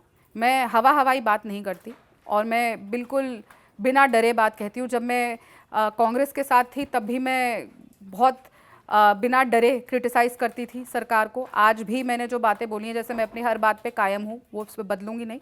तो मैं बहुत जिम्मेदारी से बात कह रही हूँ कि देखिए, अगर मैं जैसे कहा कांग्रेस पार्टी ने कुछ किया ही नहीं, वो किस हिसाब से, किस तरीके से वोट मांग रहे हैं। और आपने एक ट्रेलर तो देख लिया था ना, जब अभी राज्यों के चुनाव हुए थे छत्तीसगढ़, वहाँ तो जी इतनी अच्छी सरकार थी, इतना अच्छा काम किया था, तो छत्तीसगढ़ अपने लोएस्ट कांग्रेस के रिजल्ट पे रहा है।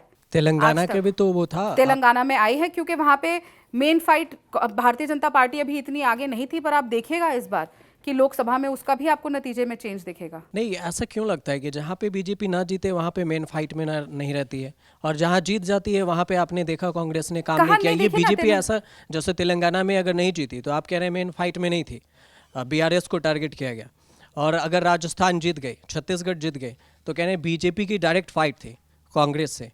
तो ये कहीं ना कहीं बीजेपी रियलिटी है। आप देखिए ना, उठा के देखिए, ये इस बात को हम डिनाई नहीं कर सकते कि भारतीय जनता पार्टी तेलंगाना में उस समय वीक थी, ये तो सब जानते हैं।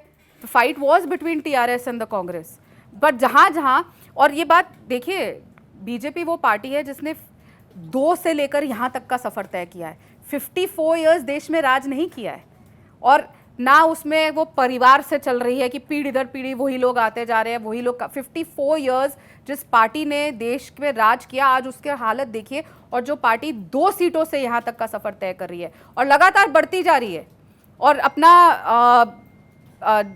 साउथ में भी आप देखिएगा इस बार आपको बहुत चेंज मिलेगा। केरला में आपको सीटें दिखेंगी, आपको तमिलनाडु में सीटें आते दिखेगी, और कर्नाटक में भी चेंज नंबर भी दिखेगा। बताते चाहिए कि कितनी अब भाई लगभग, मैंने ना अगर ऐसा सर्वे हो- किया है और ना overall- मैं ज्योतिषी हूँ, तो मैं नंबर दे दूं, फिर कल आप अगली बार बुलाओगे तो मुझे बोलोगे पिछली बार तो आपने इतनी बोली थी, अगर एक कम आ गई तो आप वो एक सीट ही पकड़ लोगे। नहीं, एक तो नहीं, मैं आप- आपके उसमें नहीं आने वाली। अराउंड आप 5-10 के बीच में ही बता दीजिए कि साउथ में इतनी सीटें आएंगी, नॉर्थ में अगर 350 ओवरऑल बीजेपी की आ रही है तो नॉर्थ साउथ का भी तो आइडिया होगा आपके पास। देखिए फिलहाल तो मुझे लगता है जो इंडी गठबंधन है और कांग्रेस पार्टी है, वो जितनी सीटें उनके पास है पहले वो उसको बचा ले। हमारी सीटें गिनने की आपको, जब आप रिजल्ट देख रहे होंगे ना तो गिनती में आपको दिखाई दे जाएगा। मैं फिर बोल रही हूँ, मैं कभी भी ऐसे जाके क्लेम्स नहीं करती कि इतनी आ रही हैं उतनी आ रही हैं, कि कहाँ से कितनी आ रही है। और लेकिन जो मैं ग्राउंड रिपोर्ट देख रही हूँ, कर्नाटक में भी जो वहीं के कांग्रेस के लोग बोलते थे कि हमने तो अपनी, मंत्री बोलते थे जब मैं जाती थी वहाँ पे कि हमने तो अपनी जो गारंटियाँ दी थी वही हम पूरी नहीं कर पाए हैं, तो पता नहीं क्या होगा। जब वो खुद ही अनश्योर थे तो आप सोचिए क्या स्थिति होगी। और आप देखिए ना किस तरीके से जन सैलाब उमड़ रहा है जब मोदी जी जा रहे हैं। और मैं फिर कह रही हूँ कि हाँ, हम साउथ में कुछ जगहों पे वीक थे, पर उसका आपको डिफरेंस इस लोकसभा में दिखाई देगा 100%। मैं कोई वो नहीं बताऊंगी क्योंकि मैं I am not a astrologer, sorry. लेकिन बीजेपी के तमाम आपके बड़े दिग्गज नेता हैं वो तो कह रहे हैं हम 400 पार ही चाहेंगे, मैं तो कह ही रही हूँ कि 400 पार होना चाहिए। और आप नंबर भी बताने से कह रहे हैं मैं नंबर मैं नहीं तो कह रही हूँ कि 350 से ऊपर होगा और पिछली बार से भी ज्यादा सीटें आएंगी। मैं तो इस बात पे कायम हूँ। उस आप बुलाइएगा जरूर मुझे चुनाव के नतीजों के बाद। अच्छा, जब दो 350 सीट से दो ज्यादा सीट की होंगे। काफी चर्चा हो रही है, उसके बारे में आप बता दीजिए। उत्तर कौन सी? प्रदेश के अमेठी और रायबरेली, क्या बोलूँ उनके बारे में? आप ये बताएं वहाँ पे क्या टक्कर लग रहा है। आप वैसे देखिए अमेठी की जनता ने देखा है कि, देखिए एक बार अगर अमेठी की जनता ने राहुल जी को वोट नहीं दी तो वो सीट छोड़ के भाग गए, सीधा केरल गए। अब मैं राहुल जी से पूछना चाहती हूँ आपके माध्यम से कि अगर वो गलती से, वैसे तो वो जीत नहीं रहे रायबरेली, लेकिन अगर गलती से 1% हम कहते हैं कि वो लेट सपोज वो जीत गए, तो क्या वो केरल की जनता को छोड़ देंगे जिन्होंने उनका हाथ थामा था जब अमेठी ने उनका साथ नहीं दिया था और जब वो वापस अमेठी नहीं गए? या फिर वो रायबरेली छोड़ देंगे? तो रायबरेली की जनता भाई क्यों वोट दे कि वहाँ पे चुनाव ही होते रहे, चुनाव दोबारा, और ये दोबारा चुनाव चाहते हैं वो हो। मतलब राहुल जी देश का पैसा, देश की हम टैक्स पेयर्स का पैसा बार बार इसी खेल में लगाना चाहते हैं कि अगर गलती से वो जीत गए तो एक सीट पे तो देखो बाई इलेक्शन होगा, चाहे वो केरल का होगा या यहाँ होगा। तो वैसे तो क्लियर है कि उन लोगों को रायबरेली ही छोड़नी है, केरल को कैसे छोड़ देंगे? और लेकिन अब वो अलग बात है कि केरल, तो ये जो चीज़ है अमेठी की जनता ने देखा कि 5 साल वो आदमी वापस नहीं आए। ये लगातार, मैं पार्टी फोरम पे भी बोलती थी कि राहुल गांधी जी को वापस जाना चाहिए। ठीक है, हार गए, हार और जीत होती है चुनाव में, इंदिरा जी भी चुनाव हारी थी, तो आप साथ छोड़ दोगे? जिन्होंने पीढ़ी दर पीढ़ी आपका साथ दिया, अमेठी ने राहुल गांधी जी को राहुल गांधी बनाने का काम किया कि वो प्रधानमंत्री बन सकते हैं, लगातार उन पे विश्वास जताया, और एक बार अगर उन्होंने वोट नहीं दी तो उन्होंने हाथ छोड़ दिया। मुझ पे तो अब इतने सवाल उठा दिए कि 22 साल बाद आपने छोड़ दिया। जो परिवार अपना मानते थे राहुल जी को, एक बार अगर उन्होंने वोट नहीं दी तो राहुल जी ने उनको छोड़ दिया, तो रायबरेली कैसे उन पे विश्वास करेगा? बगल की सीट है, कुछ लोग इधर उधर बात भी करते होंगे, परिवार भी रहते होंगे, तो कौन विश्वास करेगा? अच्छा, एक चीज़ बताइए राधिका जी, जैसे कोई भी नेता है, ये राजनीति के आप पर्सनली भी आप बता सकते हैं, उनको एक पार्टी छोड़ के दूसरी पार्टी में जाना कितना आसान होता है? आप कभी बोलते हैं, जैसे मान के चलिए मैं आज आपकी तारीफ़ कर रहा हूँ और कल मैं आपकी डायरेक्ट बुराई करने लगूँ, और यही जब आप मेन फेस थे, प्रवक्ता थी टीवी पे, और तब आप ये कह रही थी, आप ही कह रही थी कि राहुल जी वेस्ट हैं, राहुल जी अच्छे हैं कांग्रेस के लिए, Congress party is waste, and आज कह रही हैं कि कांग्रेस पार्टी इज़ वर्स्ट। देखिए मैं वर्स्ट तो नहीं कह रही, आप ऐसा ही है ना, मतलब मैं वर्स्ट तो नहीं कह रही, मैं किसी को भी वर्स्ट नहीं कहती, पर हाँ मैं कह रही हूँ कि वो अपनी आइडियोलॉजी पे, ये वो सेम कांग्रेस पार्टी नहीं है जिसको मैंने ज्वाइन किया था। मैं सोचती थी ये महात्मा गांधी जी की कांग्रेस पार्टी है, जिस पार्टी के हर प्रोग्राम की शुरुआत, और सबसे बड़े नेता जो महात्मा गांधी जी थे उनके दिन की शुरुआत रघुपति राघव राजाराम से होती थी। आज की कांग्रेस पार्टी को राम जी से नफरत है, तो ये अंतर है। मैंने तब शुरू करी थी, और ये वैसे भी सब जानते हैं कि वो वो कांग्रेस तो टूट जी गई थी, ये तो इंदिरा जी ने नई कांग्रेस बनाई थी, कांग्रेस आई अलग होके। पर लेकिन जो आप बात कर रहे हैं, शिफ्ट आसान नहीं होता। मैं अपनी बात बता रही हूँ, 22 साल मैंने इस पार्टी को दिए, मेरे लिए आसान नहीं था, इसलिए मैं लगातार गुहार करती रही पार्टी से। इसीलिए मैं पुलिस पे नहीं गई। जो मुझ पे सवाल उठता है कि आप पुलिस में नहीं गई, क्योंकि मैं अपने घर की बात घर में सुलझाना चाह रही थी। 5 दिन मैं शांत रही, और मैंने मीडिया से आके कोई बातें नहीं कही, वो सामने वाले ने कही, फिर मुझे जवाब देना पड़ा, और बहुत आसान नहीं था। मैंने फिर इस्तीफ़ा दिया, इंतज़ार किया शायद पार्टी अब कुछ कर दे, उसके बाद प्रेस कॉन्फ्रेंस करी शायद अब कुछ कर दे, लेकिन वो पार्टी चाह ही नहीं रही थी। अगर आपकी चैनल आपको चाहेगा ही नहीं कि आप यहाँ रहो, अब आज तक पे हो या न्यूज़ तक पे हो, तो आपकी अलग लाइन है। आप यही दूसरे चैनल पे चले जाओगे तो वो दूसरी लाइन हो जाएगी, तो आपको भी करना पड़ेगा। लेकिन हम वो लाइन पत्रकारिता का धर्म तो नहीं छोड़ेंगे ना। जिस तो मैं हिसाब कौन से सा, बदल मैं जा- तभी तो राजनेता का धर्म नहीं छोड़ रही, देश की सेवा राजनेता करने का- के लिए दूसरी पार्टी में हूँ। मैंने अपना धर्म नहीं छोड़ा। मैं अपना धर्म तब छोड़ती अगर मैं राजनीति छोड़ देती, और कांग्रेस पार्टी ने मेरे साथ न्याय नहीं किया, उस वजह से मैं राजनीति नहीं छोड़ूंगी, उस वजह से मैं देश की सेवा करना नहीं छोड़ूंगी। थोड़ा ब्रेक भी ले सकते थे लोकसभा चुनाव से पहले क्यों? ही। क्यों मैं अचानक से एक बात उधर बताइए, से- देश के प्रधानमंत्री जी इस उम्र में ब्रेक नहीं लेते। एक चुनाव खत्म होता है, दूसरे चुनाव में लग जाते हैं। क्या छोटा सा चुनाव होगा निगम का और लोकसभा का, सब बराबर लड़ते हैं, सोते कम है। जब देश का प्रधानमंत्री ब्रेक नहीं लेते तो मैं 40 साल की उम्र में किस चीज के लिए ब्रेक लूं? अभी तो मेरा पीक टाइम है जब मैं काम कर सकती हूँ। ब्रेक लेके क्या करना है, घर पे बैठूं? भगवान ने मुझे ये जीवन दिया है, मुझे इतनी चीज़ें दी हैं कि मैं जनता की सेवा कर सकती हूँ, मुझे इस केपेबल बनाया है कि मैं काम कर सकूँ। तो मैं ये कैसा न्याय कर रही हूँ? कल को जब मेरा आखिरी दिन होगा, मतलब इस दुनिया से जब मैं मर रही होंगी, तो जो कहते हैं ना कि जब लास्ट में आप मरते हो तो आपको पूरा अपना लाइफ फ्लैश करती है। मुझे पता नहीं, ऐसा सुनते हैं जो हम पढ़ते हैं कि पूरी फ्लैश करती है। तो क्या जब मैं ऊपर भी जाऊंगी तो मैं क्या जवाब दूंगी कि मैंने देश के लिए क्या किया, मैंने वापस सोसाइटी को क्या दिया? बस क्योंकि कांग्रेस पार्टी ने मेरे साथ न्याय नहीं किया तो मैं घर बैठ जाऊं? कांग्रेस पार्टी चाहती तो यही है कि जो देश की सेवा कर रहे हैं, जो न्याय की बात कर रहे हैं, जो एक्चुअल में काम कर रहे हैं, वो घर बैठे, क्योंकि वो खुद भी तो 10 साल से घर बैठे हैं। अच्छा, एक सवाल जब आप जवाब देनी थी तो मैंने सुना था कि कांग्रेस को राम से दिक्कत है। तो मुझे ये बताइए, बीजेपी कैसे डिसाइड करती है कि कौन राम भक्त है या किन की भक्ति अच्छी है? राम का जो नाम ले, क्या वही भक्त होगा? अगर मैं राम का नाम ना लेता हूँ तो क्या मैं हिंदुत्व मेरे अंदर नहीं है? क्या मेरे अंदर राम नहीं है? या फिर अगर सिया राम बोला जाता है तो क्या प्रॉब्लम है सिया राम में और राम में? जी, अब मुझे बताइए इसमें बीजेपी कहाँ से आ गई? बीजेपी कहाँ कह रही है? बीजेपी तो नहीं कह रही। बीजेपी ने कहा कि जय श्री राम मत बोलो। कांग्रेस पार्टी क्यों बोलती है जय श्री राम नहीं बोलना? तो यही- कांग्रेस पार्टी की ये डिक्टेट है, क्लियर लाइन है कि हम जय श्री राम नहीं बोलेंगे। कांग्रेस पार्टी, मैं बतौर बता रही हूँ 22 साल, देखिए अब आपको तय करना है कि क्या कांग्रेस पार्टी सिर्फ वही सच है, जो काम कर रहा है वो झूठ बोल रहा है? कांग्रेस पार्टी ने तो मतलब वो तो बिल्कुल ही जो है वो कटु सत्य सिर्फ वही है। क्यों वो हम लोगों को बार बार बोलते हैं कि आपने फोटो नहीं शेयर करनी? चिट्ठी किसने लिखी? हम मीडिया कोऑर्डिनेटर हैं, हमें नहीं पता था, हमें भी जब वो मीडिया में आ गई तब पता चला। चिट्ठी किसने लिखी? राम मंदिर का इनवाइट किसने ठुकराया? आप नहीं जाते, उसको चिट्ठी में लिख के देने की क्या जरूरत थी? और भगवान के घर जाने का इनविटेशन पहली बार अगर आता भी है, न्योता जैसे कहते हैं, माता ने बुलाया है, राम जी ने बुलाया है, तो इंसान होता कौन है उसको वो कहने का कि हम नहीं जाएंगे? और दूसरी बात जो आप कह रहे हैं, और ये मैं फिर बोल रही हूँ, हमें बोला जाता था कि जय श्री राम नहीं बोलना है। क्यों नहीं बोलना है? क्या जय श्री राम सिर्फ बीजेपी की लाइन है? जय श्री राम तो सब बोलते आए हैं, कौन नहीं बोलता? और ये बोलना लगातार कि तुम बहुत ज़्यादा हिंदू हो इसलिए तुम्हें डिबेट नहीं जमा जाएगा, तुम ऑरेंज कपड़े पहन रही हो तो तुम ज़्यादा हिंदू हो रही हो, तो ये कांग्रेस पार्टी करती आई है। बीजेपी ने तो नहीं कहा, बीजेपी तो कोई कैरेक्टर सर्टिफिकेट नहीं मांग रही। हाँ, पर वो ये बात जरूर बोले, क्यों नहीं बोलेंगे, कि जब आप चिट्ठी लिख के कहोगे न्योते पे कि हम नहीं आएंगे, और किसने जाके कोर्ट में ये, और मैं आज तक बोलती आई थी। और एक और बात बताती हूँ, जब हम डिबेट्स पे जाते थे, कांग्रेस पार्टी कभी भी राम मंदिर के ऊपर डिबेट नहीं ज्वाइन करती थी। क्यों नहीं करती थी? करनी चाहिए थी ना, अपना एक भी गेस्ट नहीं भेजती थी। और जब हम ये बोलती थी मैं कि हम क्यों नहीं लगातार बोलते कि राजीव गांधी जी ने मंदिर के द्वार खुलवाने का, ताला खोलने का काम किया, तो क्यों नहीं बोलती कांग्रेस? क्यों नहीं बोलती? राम भक्त है तो बोले ना। और राम भक्त क्यों? वो सभी, अगर आप सेक्युलरिज्म की बात करते हैं, अगर आप बात करते हैं, आप संविधान के साथ है। हमारा संविधान, आप बोलते हैं हम अम्बेडकर जी की पार्टी, हम संविधान में विश्वास करते हैं, रोज बोलते हैं कि बीजेपी संविधान खत्म करना चाह रही है, तो संविधान के असली दुश्मन तो कांग्रेस पार्टी है, क्योंकि संविधान कहता है ये देश सेक्युलर है। आप एक धर्म के को नीचा नहीं दिखा सकते, दूसरे धर्म को ऊपर नहीं दिखा सकते, आप सबको बराबर लेकर चलिए ना। आप हिंदुओं को क्यों नीचा दिखा रहे हैं? क्यों एज अ हिंदू कांग्रेसी को या मुझे ये छोटा फील कराया जाता था अपनी पार्टी में? पर हम फिर भी लड़ रहे थे क्योंकि हम उस विचारधारा के साथ जुड़े हुए थे। पर उस विचारधारा, वो कहते हैं ना, देखो मैं हमेशा से कहती आई हूं कि कांग्रेस मेरी माँ है, पार्टी माँ होती है, लेकिन माँ के रूप में पूतना बन के वो जहरीला दूध पिला रही थी, ये बाद में रियलाइज हुआ। अच्छा, आपने सही हिंदू मुस्लिम की बात कही तो मुझे एक बाइट याद आ गया। प्रधानमंत्री मोदी बोले थे, इनडायरेक्टली हो, आप बता सकते हैं, आप बीजेपी के प्रवक्ता हैं।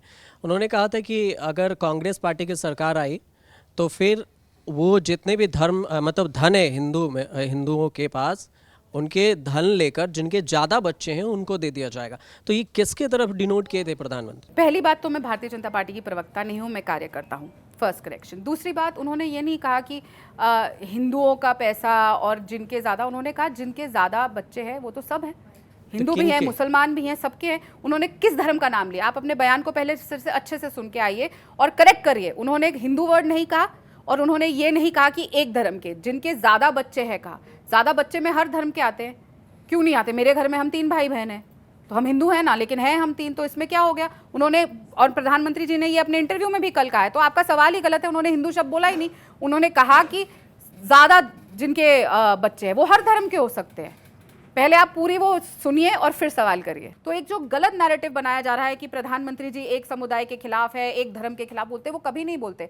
हमारी पार्टी का तो नारा है सबका साथ सबका विकास, लेकिन कांग्रेस पार्टी हिंदू बनने की वजह से आपको जरूर नीचा दिखाती है। और ये बहुसंख्यक वर्ड किसके मैनिफेस्टो में है? कांग्रेस पार्टी के मैनिफेस्टो में है ना, हमारे मैनिफेस्टो में नहीं है। बहुसंख्यक वर्ड क्यों लिखा गया? कांग्रेस पार्टी ने खुद लिखा, मैंने तो लिखा नहीं। मैनिफेस्टो उठा के देखिए, गूगल पे दिख जाएगा। चलिए, एलिगेशन लगाना, आरोप प्रत्यारोप तो ये ये तो जारी सच्चाई रहेगा है। आपके तरफ से, बहुसंख्यक लेकिन वर्ड भारतीय जनता पार्टी के मैनिफेस्टो में नहीं है, वो कांग्रेस पार्टी के मैनिफेस्टो में है। क्यों लिखा उन्होंने? पढ़िए वो लाइन और फिर मुझसे सवाल करना इस बारे में। नहीं, वो तो मैंने पढ़ा था। हालांकि आप जवाब दीजिए और बताइएगा उसको। राधिका जी, हाल ही में कई लोगों ने कांग्रेस को छोड़कर बीजेपी का दामन थामा, अब आप भी उनमें से एक हो गई हैं। जब कई लोग कांग्रेस छोड़कर के बीजेपी का दामन थाम रहे थे, तो आपने एक ट्वीट किया था और उसमें आपने ये लिखा था कि जिस नफरत के खिलाफ लड़ने की कसम खाई थी, उसी नफरती पार्टी की शोभा बन गए हैं। अब आप भी उसी पार्टी की कार्यकर्ता बन गई हैं, आप लगातार कह रही हैं। तो आपने सोचा नहीं कि आप उस पार्टी में जा रही हैं जिसको आपने नफरती पार्टी कहा था और आप उसी पार्टी में शामिल हो गई? देखिए, जब आप एक पार्टी में काम कर रहे हैं तो हम उनके वो होते हैं, जिसे कहते हैं वकील होते हैं, एज अ प्रवक्ता। और मैंने कभी नहीं सोचा था कि मैं कांग्रेस पार्टी छोड़ूंगी, लेकिन कांग्रेस पार्टी मेरा हाथ ऐसे छोड़ देगी वो भी मैंने नहीं सोचा था।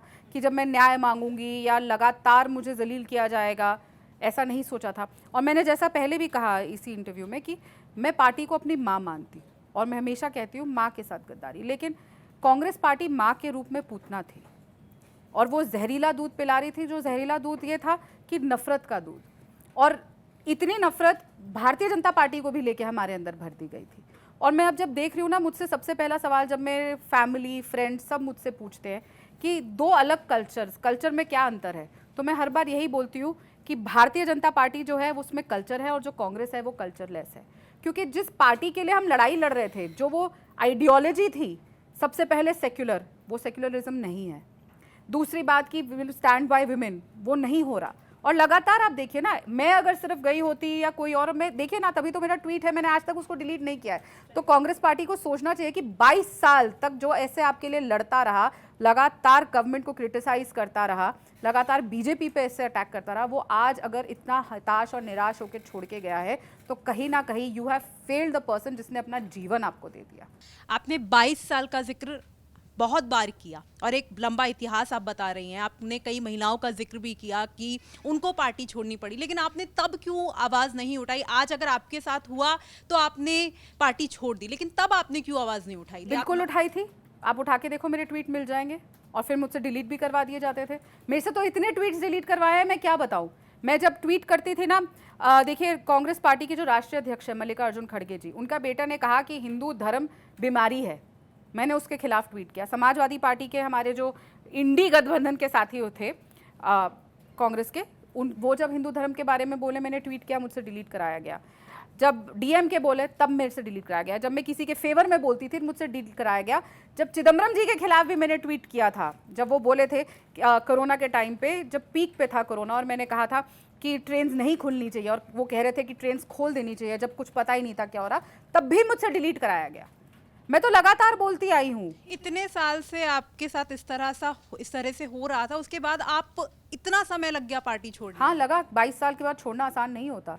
वो कभी कभी हर इंसान सोचता है कि नहीं शायद ठीक हो जाएगा, अब शायद हो जाएगा, तो कोशिश करते हैं ना। अपना घर, अपना कंफर्ट जोन कौन छोड़ना चाहता है। और जैसे मैंने कहा, बहुत समय दिया, तो एकदम से छोड़ के जाना मेरे लिए पूरा ही चेंज था, इतना आसान नहीं होता। जब मैं पार्टी छोड़ भी रही थी, इस्तीफा भी दे रही थी, 10 बार मैंने सोचा सेंड बटन क्लिक करने से पहले। आसान नहीं होता, बहुत डिफिकल्ट होता है। जितना आसान आप हमसे सवाल पूछ लेते हो उतना आसान नहीं होता। और आज मैं बताऊं 30 तारीख से लेकर आज तक मैं 2.5 घंटे से ज़्यादा नहीं सोई हूँ। बहुत पूरी लाइफ चेंज हो गई मेरी। जिस विचारधारा के साथ मैं जुड़ी हुई थी, जिसके लिए मैं लड़ाई लड़ती रही थी, उसने मेरा हाथ ऐसे छोड़ दिया क्योंकि मैंने न्याय मांगा। तो मेरा हक नहीं बनता क्या ये कि जिस पार्टी को मैंने अपना जीवन दे दिया और उन्होंने मेरा हाथ छोड़ दिया तो मैं चेंज कर लूँ? आपने मेरा ट्वीट पढ़ा, मैंने जिस तरीके से अपने बात बोली है, जिस तरीके से मैंने क्रिटिसाइज किया है, जिस तरीके से मैं अपने पक्ष रखती थी, और फिर उस लड़की को अगर आप छोड़ दोगे तो ये मेरे साथ अन्याय नहीं है? तब मेरे पास क्यों नहीं हक बनता? तो उस पार्टी का भी नैतिक अधिकार नहीं बनता कि वो मुझसे बोल सके कि तुम कैसे दूसरी आइडियोलॉजी में चली गई। आपके साथ अगर ऐसा हो चैनल के अंदर और फिर बोले शायद आपने अगर सपोजिंग 20 साल इस चैनल को दिए, फिर आप क्यों नहीं छोड़ के जाएंगी?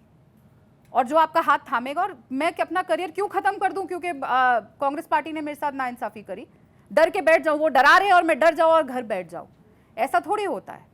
राधिका जी, एक मेरा सवाल, छोटा सा सवाल है। आपने महिलाओं के न्याय मिलने पर बात की।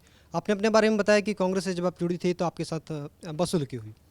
आपने भी बताया कि ब्रजभूषण शरण सिंह को पार्टी ने टिकट नहीं दिया है, लेकिन उनकी जगह उनके बेटे को दे दिया है, और उनके बेटे उनके अपने पिता के नाम पर वोट मांग रहे हैं।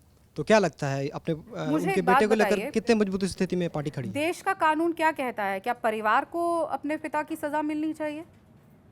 अगर खुदा ना खास्ता भगवान आप मुझे बताएं कि अगर आपके घर में किसी ने कुछ गलत किया है तो क्या उसकी सज़ा आपको मिलनी चाहिए या आपकी सज़ा आपके बच्चों को मिलनी चाहिए? ऐसे थोड़ी होता है। कानून भी ये नहीं कहता, जिसको सज़ा मिलनी है उसको मिल रही है। ये कहाँ पे लिखा हुआ है कि पीढ़ी दर पीढ़ी किसी ने अगर कुछ गलत किया तो उसका पूरा परिवार ही उसकी सज़ा झेलेगा? तो ये तो गलत है ना। और रही दूसरी बात, कानून अपना काम कर रही है और न्याय दिया जाएगा। कुलदीप सेंगर भी जेल में ही है ना, ऐसा तो है नहीं कि जेल नहीं किया गया। तो ये लगातार, जो मैं इस बात को इसलिए उठा रही हूँ कि जब आप लगातार उत्तर प्रदेश के रेप के बारे में बात करते हैं, लेकिन अपने प्रदेश में जो रेप होता है तब हमें चुप करने को कह दिया जाता है। संदेश खाली पे क्यों नहीं बोली कांग्रेस? क्यों नहीं ज्वाइन करी एक भी डिबेट्स? क्योंकि आप उस समय अलायंस में थे, ममता बनर्जी जी नाराज ना हो जाए। तो आप सिलेक्टिव नहीं कर सकते ना। और फिर मैं बोलूँगी, जो अपना घर नहीं संभाल सकते वो बाहर जाके किस नैतिक अधिकार से बोल रहे हैं? पहले अपना घर तो देखिए। जब आप अपने घर की लड़की को न्याय नहीं दे रहे तो आप किस हक से जाके बोल रहे हैं कि बाहर न्याय नहीं हो रहा? अपना, वो कहते हैं ना कि जिनके घर शीशे के होते हैं उनको दूसरों के घर पे पत्थर नहीं मारना चाहिए। तो कांग्रेस पार्टी तो ऐसे शीशे के घर में रह रही है कि लगातार वहाँ पे महिलाओं के साथ जो होता जा रहा है, और फिर भी बात करते हैं कि बीजेपी ये नहीं कर रही। अरे पहले अपना घर तो ठीक करो, फिर जाके ये बात सवाल उठाने की नैतिक जिम्मेदारी बनेगी आपकी। राधिका जी, मेरा सवाल आपसे ये था कि अब कांग्रेस से बात हो रही है आपकी? क्योंकि मेरा सवाल इसलिए है क्योंकि आपने इंटरव्यू के शुरुआती दौर में बोला था कि पवन खेड़ा जी ने आपकी बहुत मदद की थी। तो अब पवन खेड़ा जी से बात हो रही है, कांग्रेस से कुछ बात हो पा रही है आपकी, मतलब इनडायरेक्टली, डायरेक्टली? अगर मेरी बात हो रही होगी तो मैं डायरेक्टली करूंगी। मैंने पार्टी छोड़ी है, अगर वहाँ पे लोग जो थे मेरे दोस्त तो रहेंगे हाँ, लेकिन वो लोग जो मेरा एक बहुत बड़ा चीज़ मेरे सामने आई कि 22 साल जिन लोगों के साथ मैंने समय बिताया, जब मेरी बारी आई तो कोई आगे नहीं आया। किसी ने एक ट्वीट नहीं किया, किसी ने, और कई लोग तो ऐसे थे, वैसे मुझे रोज़ फ़ोन करते थे। जिस दिन मैंने इस्तीफ़ा दिया उसके बाद तो उन्होंने मुझे मैसेज करना भी बंद कर दिया और अनफॉलो भी कर दिया। तो इससे मुझे ये पता चला कि मैं 22 साल जिनको दोस्त समझ रही थी वो दोस्त नहीं थे। लेकिन कुछ हैं जो अभी भी बात करें। जब और लोग भी पार्टी छोड़ के जाते थे तो हम भी तो बात करते थे, हम दुश्मन थोड़ी बन जाते। हम अलग। अब एक बात बताओ, आज आपके साथ बैठा हुआ कल को इस चैनल से छोड़ के दूसरे चैनल में चला जाएगा तो आप बात नहीं करोगे? दुश्मन थोड़ी बन जाओगे। लेकिन अगर कई लोगों ने वो स्वॉर्ड निकाल दी है और मेरे साथ दुश्मनी करनी है तो जो वो चाहेंगे हम उसी रिश्ते को उसी शिद्दत से निभाएंगे। राधिका जी, देखिए, आपने पार्टी छोड़ी, आपके पहले भी लोगों ने पार्टी छोड़ी, और लगातार हम तो देख रहे हैं चुनाव के दौरान तो काफ़ी लोग जो हैं कांग्रेस के वो बीजेपी ज्वाइन कर रहे हैं। दिल्ली में अरविंदर सिंह लवली ने पार्टी छोड़ी, गौरव वल्लभ पार्टी छोड़ गए। ये चुनावों के वक्त ही क्यों आप लोगों को लगा कि अब किनारा कर लेना चाहिए? बाकियों का देखो तो मैं कह नहीं सकती, पर मेरे साथ तो घटना भी घटी। अब वो किसके इशारे पे सुशीलानंद शुक्ला ने ये किया, किसके इशारे पे न्याय नहीं दिया, मैंने तो पार्टी को बहुत मौका दिया। मैं और किसी के ऊपर टिप्पणी नहीं करना चाहूँगी क्योंकि सबका अपनी अपनी जर्नी है, किसने किस कारण से छोड़ी। लेकिन मैं ये जानती हूँ, मैंने तो चुनाव के समय में इसलिए आज तक कंप्लेंट नहीं करी कि कल को ये बोला जाएगा चुनाव के समय तुमने पार्टी के साथ ये कर दिया। मैंने इंतज़ार किया। पर हर जने को अपनी कोई तकलीफ, देखिए, अपना घर छोड़ना आसान नहीं होता, अपना परिवार छोड़ना आसान नहीं होता। और चाहे आप 5 साल दिए हों और आप भी इस चैनल में कल को कहीं और जाएंगे, आपके लिए भी यहाँ से जाना डिसीजन आसान नहीं होगा क्योंकि एक कंफर्ट जोन रहता है और आपका परिवार बन जाता है। लेकिन अगर हम छोड़ के जा रहे हैं तो पार्टी को इंट्रोस्पेक्ट करना चाहिए। अब जैसे इन्होंने कहा, लवली जी ने, जो मैंने सुना था, मैंने तो टीवी पे ही देखा था, तो उन्होंने कहा कि कन्हैया कुमार का एक रीज़न बताया और चीज़ें, तो बिल्कुल क्यों नहीं होना चाहिए। आप कन्हैया कुमार को टिकट दे रहे हैं वो, और सबसे मज़ेदार बात यह है कि जयराम रमेश जी तो कहते हैं कि राहुल जी के बाद कन्हैया कुमार सबसे बड़े नेता है पार्टी के। मतलब इतना साल जो लवली जी हो गए और इतने बड़े नेता हो गए, कोई नेता ही नहीं है कांग्रेस के पास। कन्हैया कुमार जो जिनके ऊपर ये आरोप है टुकड़े टुकड़े गैंग का और सब लोग, आप क्यों उनको ब्रांड एम्बेसडर बना रहे हो? लगातार आप पार्टी को भी सोचना चाहिए कि क्यों आपके पीढ़ी दर पीढ़ी रहे कांग्रेसी, सिंधिया जी देखिए, मिलिंद देओरा जी देखिए, जितिन प्रसाद जी देखिए, आरपीएन सिंह देखिए, जो पीढ़ी दर पीढ़ी कांग्रेस में रहे। मैं खुद एक स्वतंत्रता सेनानी परिवार से आती हूँ, 2 ताम्रपत्र मेरे घर में है। कांग्रेस पार्टी के को खड़ा करने में दिल्ली में मेरे ग्रेट ग्रैंडफादर और सबकी बहुत भूमिका रही है। कोई एक्टिव पॉलिटिक्स में नहीं रहा, लेकिन कांग्रेस से लगातार जुड़े हुए 10-10 साल जेल में रहकर आए हैं देश के लिए। और अगर हम लोग कांग्रेस पार्टी का हाथ छोड़ रहे हैं, तो ये कांग्रेस पार्टी और राहुल गांधी जी और प्रियंका जी को इंट्रोस्पेक्ट करने की ज़रूरत है, जो ये बार बार बोलते थे जिसको जाना है जाए, कि ये क्यों हो रहा है। लगातार कोई घर छोड़ रहा है तो ये घर परिवार के हेड्स को सोचने की ज़रूरत है, क्योंकि एक गलत हो सकता है, 2 हो सकते हैं, पर इतने सारे गलत नहीं हो सकते। अच्छा, यहाँ से तो आपने इस्तीफा दे दिया, त्यागपत्र दे दिया, वहां से कम्युनिकेशन कैसे स्टार्ट हुआ? मतलब बीजेपी की तरफ से पहला कॉल किसका आया, किसने कहा कि इधर आ जाइए? देखिए, मेरे पास बात मेरी तब हुई जब मैंने पार्टी इस्तीफा नहीं, जब मैंने अपनी प्रेस कॉन्फ्रेंस कर ली।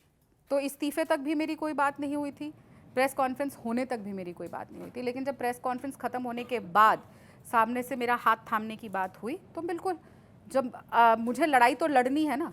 मैं एक कांग्रेस पार्टी की वजह से देश की सेवा करनी तो बंद नहीं कर दूंगी। मैं अपना राजनीतिक करियर क्यों बंद कर दूंगी? क्या आप वो माइक छोड़ देंगे अगर आपके साथ यहाँ पे इंसाफ नहीं होगा?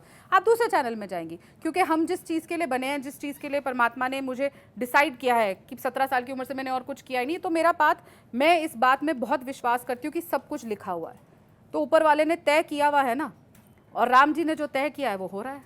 तो किसने कॉल किया आपको? बता दीजिए, अब तो आपने ज्वाइन कर लिया पार्टी।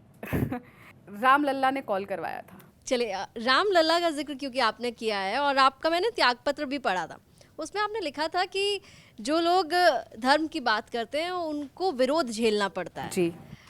राहुल गांधी की बात करें या प्रियंका गांधी की बात करें, हम तो अक्सर उनको मंदिर जाते हुए, पूजा करते हुए देखते हैं, और उनके बयानों की अगर मैं भी बात करूं तो कभी कोई ऐसा बयान मेरे जहन में नहीं आ रहा जब राहुल गांधी या प्रियंका गांधी ने कोई धर्म को लेकर बड़ी खराब बात कर दी हो। देखिए, जब मैंने जैसा आपको कहा कि हम लोग एज प्रवक्ता, हमें मना किया गया कि आप फोटो नहीं डालें, क्यों डाल रहे हैं, आप डिबेट पे नहीं जाएंगे, आप ज़्यादा हिंदू हैं, और लगातार सबको ये बोला जा रहा है। और प्राण प्रतिष्ठा को लेकर देखिए, पीढ़ियों ने हमारी इंतज़ार किया है। सब हिंदू चाहते थे कि राम मंदिर बने, सब पीढ़ियाँ इंतज़ार कर रही थी। तो प्राण प्रतिष्ठा को लेकर वो चिट्ठी क्यों लिखी गई थी? क्यों हम लोग जब सरकार में थे यूपीए के समय पे, क्यों हम विरोध कर रहे थे राम सेतु का? क्यों कह रहे थे राम जी का अस्तित्व नहीं है? तो लगातार ये चीज़ें हो रही थी, और उस समय मैं बहुत छोटी थी। ये मेरे पे वापस सवाल आएगा कि तब आपने क्यों नहीं छोड़ी। तब मैं नई नई राजनीति में आई थी, तब मेरे को इतनी समझ भी नहीं थी। तो मैं समझ, और जो पार्टी सिखाती थी कि नहीं हमने विरोध नहीं किया, ये जो हमारे को दे दिया जाता था, ये पार्टी की लाइन है, ये से नहीं हुआ, तो मैं मान लेती थी कि हाँ हमने विरोध नहीं किया था। लेकिन जब ये देखा, प्राण प्रतिष्ठा हुई, जिस तरीके से बार बार बोला गया, और देखिए ना, लगातार जो भी हिंदू धर्म, चाहे प्रमोद कृष्णन जी हो, वो मंदिर गए, उनको पार्टी से निकाला गया ना। उन्होंने अपना मंदिर बनाया, अपने मठ का मंदिर बनाने के लिए अगर देश के प्रधानमंत्री को बुला लिया तो क्या गलत कर दिया? उसके लिए आप उनको पार्टी से निकाल देंगे? बहुत सोचने वाला सवाल है। वो मठ के मठाधीश है, वो उनके लिए वो पार्टी से ऊपर हो जाते हैं जब मंदिर की बात आती है। उन्होंने देश के प्रधानमंत्री को बुलाया, तो उनकी गलती क्योंकि वो मंदिर बना रहे हैं तो आप उनको पार्टी से निकाल देंगे? उनको राम मंदिर का न्योता मिला, उधर गए तो आप उनको नाराज़ हो जाएंगे। और लगातार जलील किया जाता है। जैसे मैंने कहा, ऑरेंज कपड़े पहन के जाएंगे, तुम बड़ी भाजपा से बात कर रही हो, तुम बहुत हिंदू हो रही हो, तुमने ऑरेंज रंग का बैग पहना हुआ है, तुम क्यों बड़ी हिंदू हो रही हो? मतलब आपने ऑरेंज कपड़े या बैग ले लिया तो आपको जलील किया जाएगा क्योंकि आप हिंदू हो। आपको बोल दिया जाएगा कि आप हिंदू बहुत कर रहे हो। ये तरीका थोड़ी होता है। आप सेक्युलर है तो सेक्युलर बन के रहिए। चलिए, अब थोड़ा क्योंकि गंभीर विषयों पे हमने बात कर ली, लेकिन जब आप जा रही थी बीजेपी दफ्तर, क्या जहन में चल रहा था उस वक्त? लग नहीं रहा था कि इतने लंबे समय तक कांग्रेस के साथ काम किया है, कांग्रेस के दफ्तर जाना है, एआईसीसी में बैठना है, वहाँ लोगों से बात करनी है, तमाम नेताओं के साथ लगातार बातचीत रहती है, और एआईसीसी से सीधा बीजेपी के हेडक्वार्टर? नहीं, मैं अपने घर से सीधा बीजेपी के हेडक्वार्टर गई थी, आईसीसी से नहीं, लेकिन बहुत चीज़ें चली थी मेरे दिमाग में। जैसा मैंने कहा, आसान नहीं होता। 22 साल के बाद आप जब अपना घर छोड़ रहे होते हैं, आप भी अगर कभी घर शिफ्ट करेंगे, ऑफिस शिफ्ट करेंगे, तो आपको भी वो फील आएगी। लेकिन एक तरफ वो भी था, अगर एक साइड पे थोड़े से हिस्से में ये रहता था दिमाग के कि हाँ मैं छोड़ के जा रही हूँ, लेकिन फिर वो भी पल याद आते थे जब मैं रो रही थी, गुहार लगा रही थी कि न्याय दे दो। 22 साल जिसको मैंने दे दिए, जो मैं अपना परिवार समझ के लड़ती रही, घर सब कुछ छोड़ के पूरा टाइम इधर ही दिया, और वो लोग मेरे साथ इतना सा भी न्याय नहीं कर सके। एक शो कॉज नोटिस नहीं भेज सकते, वो बेयर मिनिमम था। देखिए, कभी कभी आप सिर्फ दिखाने के लिए कुछ कर देते हो, वो बेयर मिनिमम भी नहीं किया। मैं तो कह रही हूँ मेरे पे ही शो कॉज भेज देते, कुछ तो करते। जब इतना सा भी नहीं हुआ, तो जो परिवार आप जिसको अपना सब कुछ समझ रहे थे और वो आपको इतना सा भी नहीं समझ रहा था, इस लायक नहीं समझ रहा था, तो आप उसके लिए क्या फिर सोचोगे? अच्छा, माहौल में क्या आप देख रही हैं बीजेपी के दफ्तर में? किस तरह से आपको वेलकम किया गया और अंदर क्या माहौल है? देखिए, मुझे जिस तरीके का स्नेह मिला, जिस तरीके की वेलकम मुझे मिली, मुझे बिल्कुल उम्मीद नहीं थी। मैं बहुत डर रही थी। मुझे ऐसा लग रहा था मैं वापस से केजी में नए स्कूल में जा रही हूँ और बिल्कुल ही लाइफ चेंज हो गई थी। लेकिन जिस तरीके से, जितना अच्छे से सब मुझे मिले, जो वहाँ पे ऑलरेडी प्रवक्ता थे, जब मैं पहुँची वहाँ पे जितना सम्मान मुझे मिला, मैं अपनी मदर को साथ लेकर गई थी और भाई को, क्योंकि डर लग रहा था, मुझे नई जगह जा रही हूँ और इतना चीज़ मैंने झेली थी, तो उसका मेंटल प्रेशर भी मेरे पे था।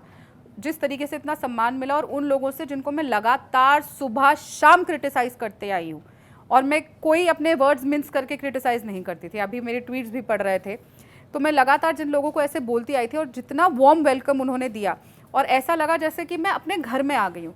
जब ज्वाइन करने के बाद हम सबसे पहले जेपी नड्डा जी से मिलने गए, तो मैंने अध्यक्ष जी को कहा कि सर, मेरा आखिरी ट्वीट जो बीजेपी के खिलाफ था वो आपके खिलाफ था, जो अभी भी मेरी वॉल में 2nd ट्वीट दिख रहा है, और आपने मुझे इतना वार्म वेलकम दिया है और इतनी आप मुझसे बात कर रहे हैं। मुझे तो याद नहीं कि कब हमने कांग्रेस अध्यक्ष से इतनी बात करी होगी, इतना समय उन्होंने हमें दिया होगा, और उस इंसान को दे रहे जो सबसे बड़ा क्रिटिक रहा है उनका। तो ये उनका बड़प्पन था कि फिर भी मुझे वेलकम किया। और मुझे आज भी याद है कि विनोद तावड़े जी ने जब हम लोग ज्वाइन कर रहे थे, उन्होंने हमारी ज्वाइनिंग कराई थी, उन्होंने मेरे को ये भी बोला था कि आप, अच्छा वो आपकी मदर आई, उनको भी देखना चाहिए कि you are in safe hands now. और वो पल था जब मेरी मदर और भाई ने देखा, उसके बाद वो चले गए। अब मैं सुबह जाती हूँ जहाँ जाती हूँ, मेरे को पहले जब मैं कांग्रेस में होती थी, जितने फ़ोन आते थे, कितनी बजे आ रहे हो, क्या हो रहे हो, उनको जो कंफर्ट लेवल मिला है, क्योंकि सबसे ज़्यादा तो मेरे परिवार वाले डरे थे। मैं छत्तीसगढ़ में थी, 1000 किलोमीटर दूर मेरा परिवार यहाँ पे, मैं अकेली वहाँ पे, और जब इतनी बड़ी घटना घटी थी। लेकिन जब मेरी फैमिली बेफिक्र हो गई, देखिए आखिर में जब मेरी माँ बेफिक्र हो गई, तो आप सोचिए कि कितना वार्म वेलकम हुआ होगा। चलिए, आपकी आगे करियर के लिए शुभकामनाएं। और चुनाव भी इस वक्त जो है देश में चल रहा है। 400 पार का नारा जो दिया है प्रधानमंत्री नरेंद्र मोदी ने, आपको लगता है कि वाकई देश में इस तरह का माहौल है? क्योंकि ये सवाल इसलिए महत्वपूर्ण हो जाता है आपसे पूछना, क्योंकि आप कांग्रेस जब आप छोड़ रही थी तब देश में चुनाव चल रहा था। जी बिल्कुल, ये बहुत मैं कहूँगी कि मतलब बहुत इजी मुझे लग रहा है। देखिए, ये आप माहौल देखिए ना देश में, जब प्रधानमंत्री जी की रैली होती है या प्रधानमंत्री जी का नॉमिनेशन होता है, जो आंसू लोगों की आंखों से निकल रहे हैं, आंसू बनावटी नहीं हो सकते। आप और मैं क्या ऐसे ही रो सकते हैं? नहीं रो सकते। तो देश की जनता जब, और वो दिखाई दे रहा है, वो खुशी के आंसू है, जब आप ओवरवेल्म्ड होते हैं वो आंसू है। और जिस तरीके से लोग आ रहे हैं, वो आपने दृश्य देखे, जो आरती हो रही थी, लोग अपने घरों से कर रहे हैं, तो वो प्रेम है नरेंद्र मोदी जी के लिए। और मैं जब जाती थी ना, छत्तीसगढ़ में भी या उत्तर प्रदेश में, कई जगहों पे, दिल्ली में मैंने कैंपेन किया, लोग ना मोदी जी के नाम पे वोट डालते हैं, उनको मोदी जी की गारंटी पे विश्वास है। और यही विश्वास हमने छत्तीसगढ़ में भी देखा। आप देखिए, अभी 3 चुनाव के नतीजे भी देखे, कांग्रेस अपने लोएस्ट पे आ चुकी है हर जगह। तो मोदी, और हर जगह मोदी जी की गारंटी पे चुनाव हुआ था। जो मध्य प्रदेश, छत्तीसगढ़ और राजस्थान, किसी चेहरे पे नहीं हुआ था, मोदी जी की गारंटी। तो वो एक ट्रेलर था आने वाली पिक्चर का कि मोदी जी की गारंटी पे कितना विश्वास है। और 3 महीने पहले की बात है। एक इनसाइड इन्फॉर्मेशन, जब आप कांग्रेस में थी और जब इंटरनल मीटिंग्स वहाँ होती थी, तो पार्टी का इंटरनल असेसमेंट क्या था? इंटरनल मीटिंग कहाँ होती थी? कांग्रेस पार्टी कोई इंटरनल मीटिंग करती नहीं, वो सबको साथ लेकर चलती नहीं। जयराम रमेश या पवन खेड़ा के कहाँ बात करते हैं? उनके पास समय कहाँ होता है? समय हो तो पार्टी के लिए कुछ करे। कोई इंटरनल मीटिंग्स करते ही नहीं। वो जैसे बताया कि वो लेटर आ गया, पता नहीं किसने तय किया, राहुल जी का आदेश आया होगा, जयराम जी ने लिखा और एज अ मीडिया कोऑर्डिनेटर मुझे पता ही नहीं था ऐसा कुछ लेटर आ रहा है, मैंने तो पढ़ा मीडिया के बाद, आने के बाद मुझे पता चला कि ऐसा कुछ हुआ आपके है। कांग्रेस में रहते हुए पार्टी कितनी सीटों की उम्मीद कर रही थी? अरे पार्टी तो पता नहीं क्या क्या उम्मीद कर रही है। हाँ, कोई उम्मीद का कोई नंबर होगा ना पार्टी के तो, अरे कांग्रेस के अंदर ना सबसे बड़ी कमी जो मैं समझती हूँ वहाँ पे रह के, वो देख के आया हूँ, वो अलग ही दुनिया में चल रहे हैं। उनको लग रहा है कि बस, उनको जैसे लग रहा था कि छत्तीसगढ़, राजस्थान, मध्य प्रदेश तो हम सरकार बना रहे हैं। मैंने तब भी कहा था कि हम नहीं बना रहे हैं, थोड़ा प्रैक्टिकल जाके देखो, आप लोग काम नहीं कर रहे हो उस तरीके से। करप्शन के इतने केसेस थे, लेकिन वही धुन में वो अभी भी चल रहे हैं कि उनको लगता है कि अभी इंडिया गठबंधन, रोज देखिए प्रेस कॉन्फ्रेंस आ रही है कि चारों फेज में हम तो बन चुके हैं, मोदी जी हार चुके हैं, और फिर उससे ना वो उनके कार्यकर्ता और वो भी चिल होके बैठ जाते हैं कि हाँ हमारी तो सरकार बन रही है। आप मुझे बताइए ना क्या किया है उन्होंने सरकार लाने के लिए? क्या आके टीवी में बोल देना कि 5 न्याय, और आप ही के इंडिया टुडे के चैनल पर मैं देख रही थी कल, राजदीप जी बोल रहे थे, अरे क्या न्याय यात्रा की तो मैं पार्ट थी, और मैं बता रही हूँ न्याय यात्रा में वो ज़्यादातर समय अपने ट्रेलर में बिताते थे, बाहर नहीं निकलते थे, कार्यकर्ता से बात नहीं करते थे, थोड़ी देर के लिए निकलते थे गाड़ी में और हाथ हिलाते थे और वापस अपने ट्रेलर में पहुंच जाते थे। वो 3 दिन तो मैंने देखे। मैं उससे पहले यात्रा में नहीं थी क्योंकि मैं बीमार थी, पर मैं अभी बता रही हूँ, मैं आप ही के चैनल को इसलिए कोट कर रही हूँ, राजदीप जी ने कल या परसों किया, तो उन्होंने कहा कि जो लग रहा है ना कि इंडिया गठबंधन उसके अंदर है, फाइट के अंदर है, वो टीवी स्क्रीन पे ही दिख रहा है। ग्राउंड रियलिटी बहुत अलग है। आप जब जाएंगे तो मोदी जी की गारंटी और मोदी जी के नाम पे वोट पड़ रहा है, और वही आपको दिखाई देगा अभी भी। और ये जब तक कांग्रेस पार्टी ये रियलाइज नहीं करेगी, जैसे मैंने कहा 10 साल में क्या आंदोलन किया, क्या किया आपने जनता के लिए, जब तक वो नहीं करेंगी तब तक कुछ नहीं होगा।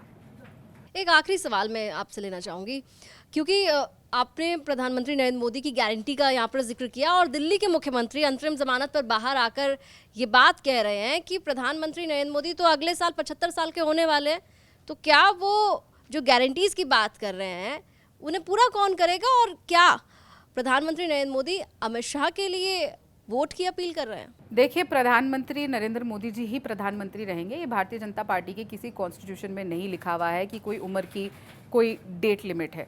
और रही बात केजरीवाल साहब की, उनको बेल मिली है, और वो बेल के साथ में क्या गुल खिला रहे हैं वो चीफ मिनिस्टर ऑफिस में कल सबको पता चल गया स्वाति मालीवाल के कॉल के बाद, कि वहाँ पे वो महिलाओं को पिटवाने का काम करे। तो ये जो पूरा इंडी अलायंस है ना, चाहे वो आम आदमी पार्टी हो या कांग्रेस पार्टी हो, आप देखिए किस तरीके से महिलाओं के साथ व्यवहार करते हैं। जब चीफ मिनिस्टर जो बेल पे आया हुआ है और अपने घर में अपनी ही सांसद को पिटवा रहा है, तो वो इसलिए क्या बेल पे आए थे? और ये अनाप शनाप बयान करने में उनको मौका मिला था कि वो लोगों से अपील कर सकते थे, पर क्या कर रहे हैं? और रही बात कि मोदी जी, और उनको बहुत फिक्र है, देखिए डर इतना है मोदी जी से कि मोदी जी प्रधानमंत्री नहीं रहेंगे। और आम आदमी पार्टी तो झूठ का पुलिंदा बनाने में नंबर 1 है। जिस पार्टी को वो रोज सुबह शाम कहते थे, कांग्रेस पार्टी को, कि भाई माँ बेटे ने, शीला दीक्षित जी और संदीप दीक्षित जी ने इतना बड़ा घपला किया हुआ है, इतने स्कैम किए हुए हैं, वो कहते हुए आए थे ना महिला के उत्पीड़न को लेकर कि कांग्रेस पार्टी फेलियर रही है। शीला जी को क्या क्या बोलते थे, और शीला जी पे करप्शन चार्जेस लगाए थे। आज उनके साथ गठबंधन में है, चुनाव लड़ रहे हैं। जिस कांग्रेस पार्टी को सुबह शाम कोसते थे, और जो कांग्रेस पार्टी उनको सुबह शाम कोसती थी, जिनकी वजह से वो केस आज हो रहा है, सारा ये जो उनका स्कैम आया है सामने, आज वो साथ मिलके चल रहे हैं। तो इनकी बातों पे विश्वास करने का कोई फायदा नहीं है। चलिए राधिका जी, आपने समय निकाला हमारे लिए, और हमारे खास कार्यक्रम मंच पर आज आप मेहमान बनकर आई हैं। तो सबसे पहले आपसे इस समय देने के लिए तो मैं आपका शुक्रिया अदा करूंगी, लेकिन ये भी ज़रूर जानना चाहूँगी कि हमारा कार्यक्रम आपको कैसा लगा? ये जो सवाल हमने पूछे हैं, नाराज़ तो नहीं होंगी? आपको लगा मैं नाराज़ हो रही हूँ? मैं तो हंस हंस के बात करी थी और मुझे बड़ा मज़ा आ रहा था, क्योंकि आपसे तो मेरी बात हो चुकी थी। आधे घंटे में मैंने आपको असेस कर लिया था कि आप मुझसे क्या सवाल पूछोगे, लेकिन जो बाकी वॉलीज आई ना, और ऐसे सवाल आए जो बहुत अच्छे थे ताकि लोगों को पता चले कि क्या कहानी थी। जैसे वो सवाल आया और अलग अलग सवाल आए कि आपके लिए कितना आसान था, तो हम लोगों को पहुंचा सके कि एक्चुअल क्या चीज़ें थी। तो इस तरीके का बहुत मज़ा आया मुझे, और मुझे बुलाइएगा दोबारा ज़रूर जब हमारी सरकार वापस बन जाएगी। बहुत बहुत शुक्रिया राधिका जी हमारे साथ जुड़ने के लिए। Thank you.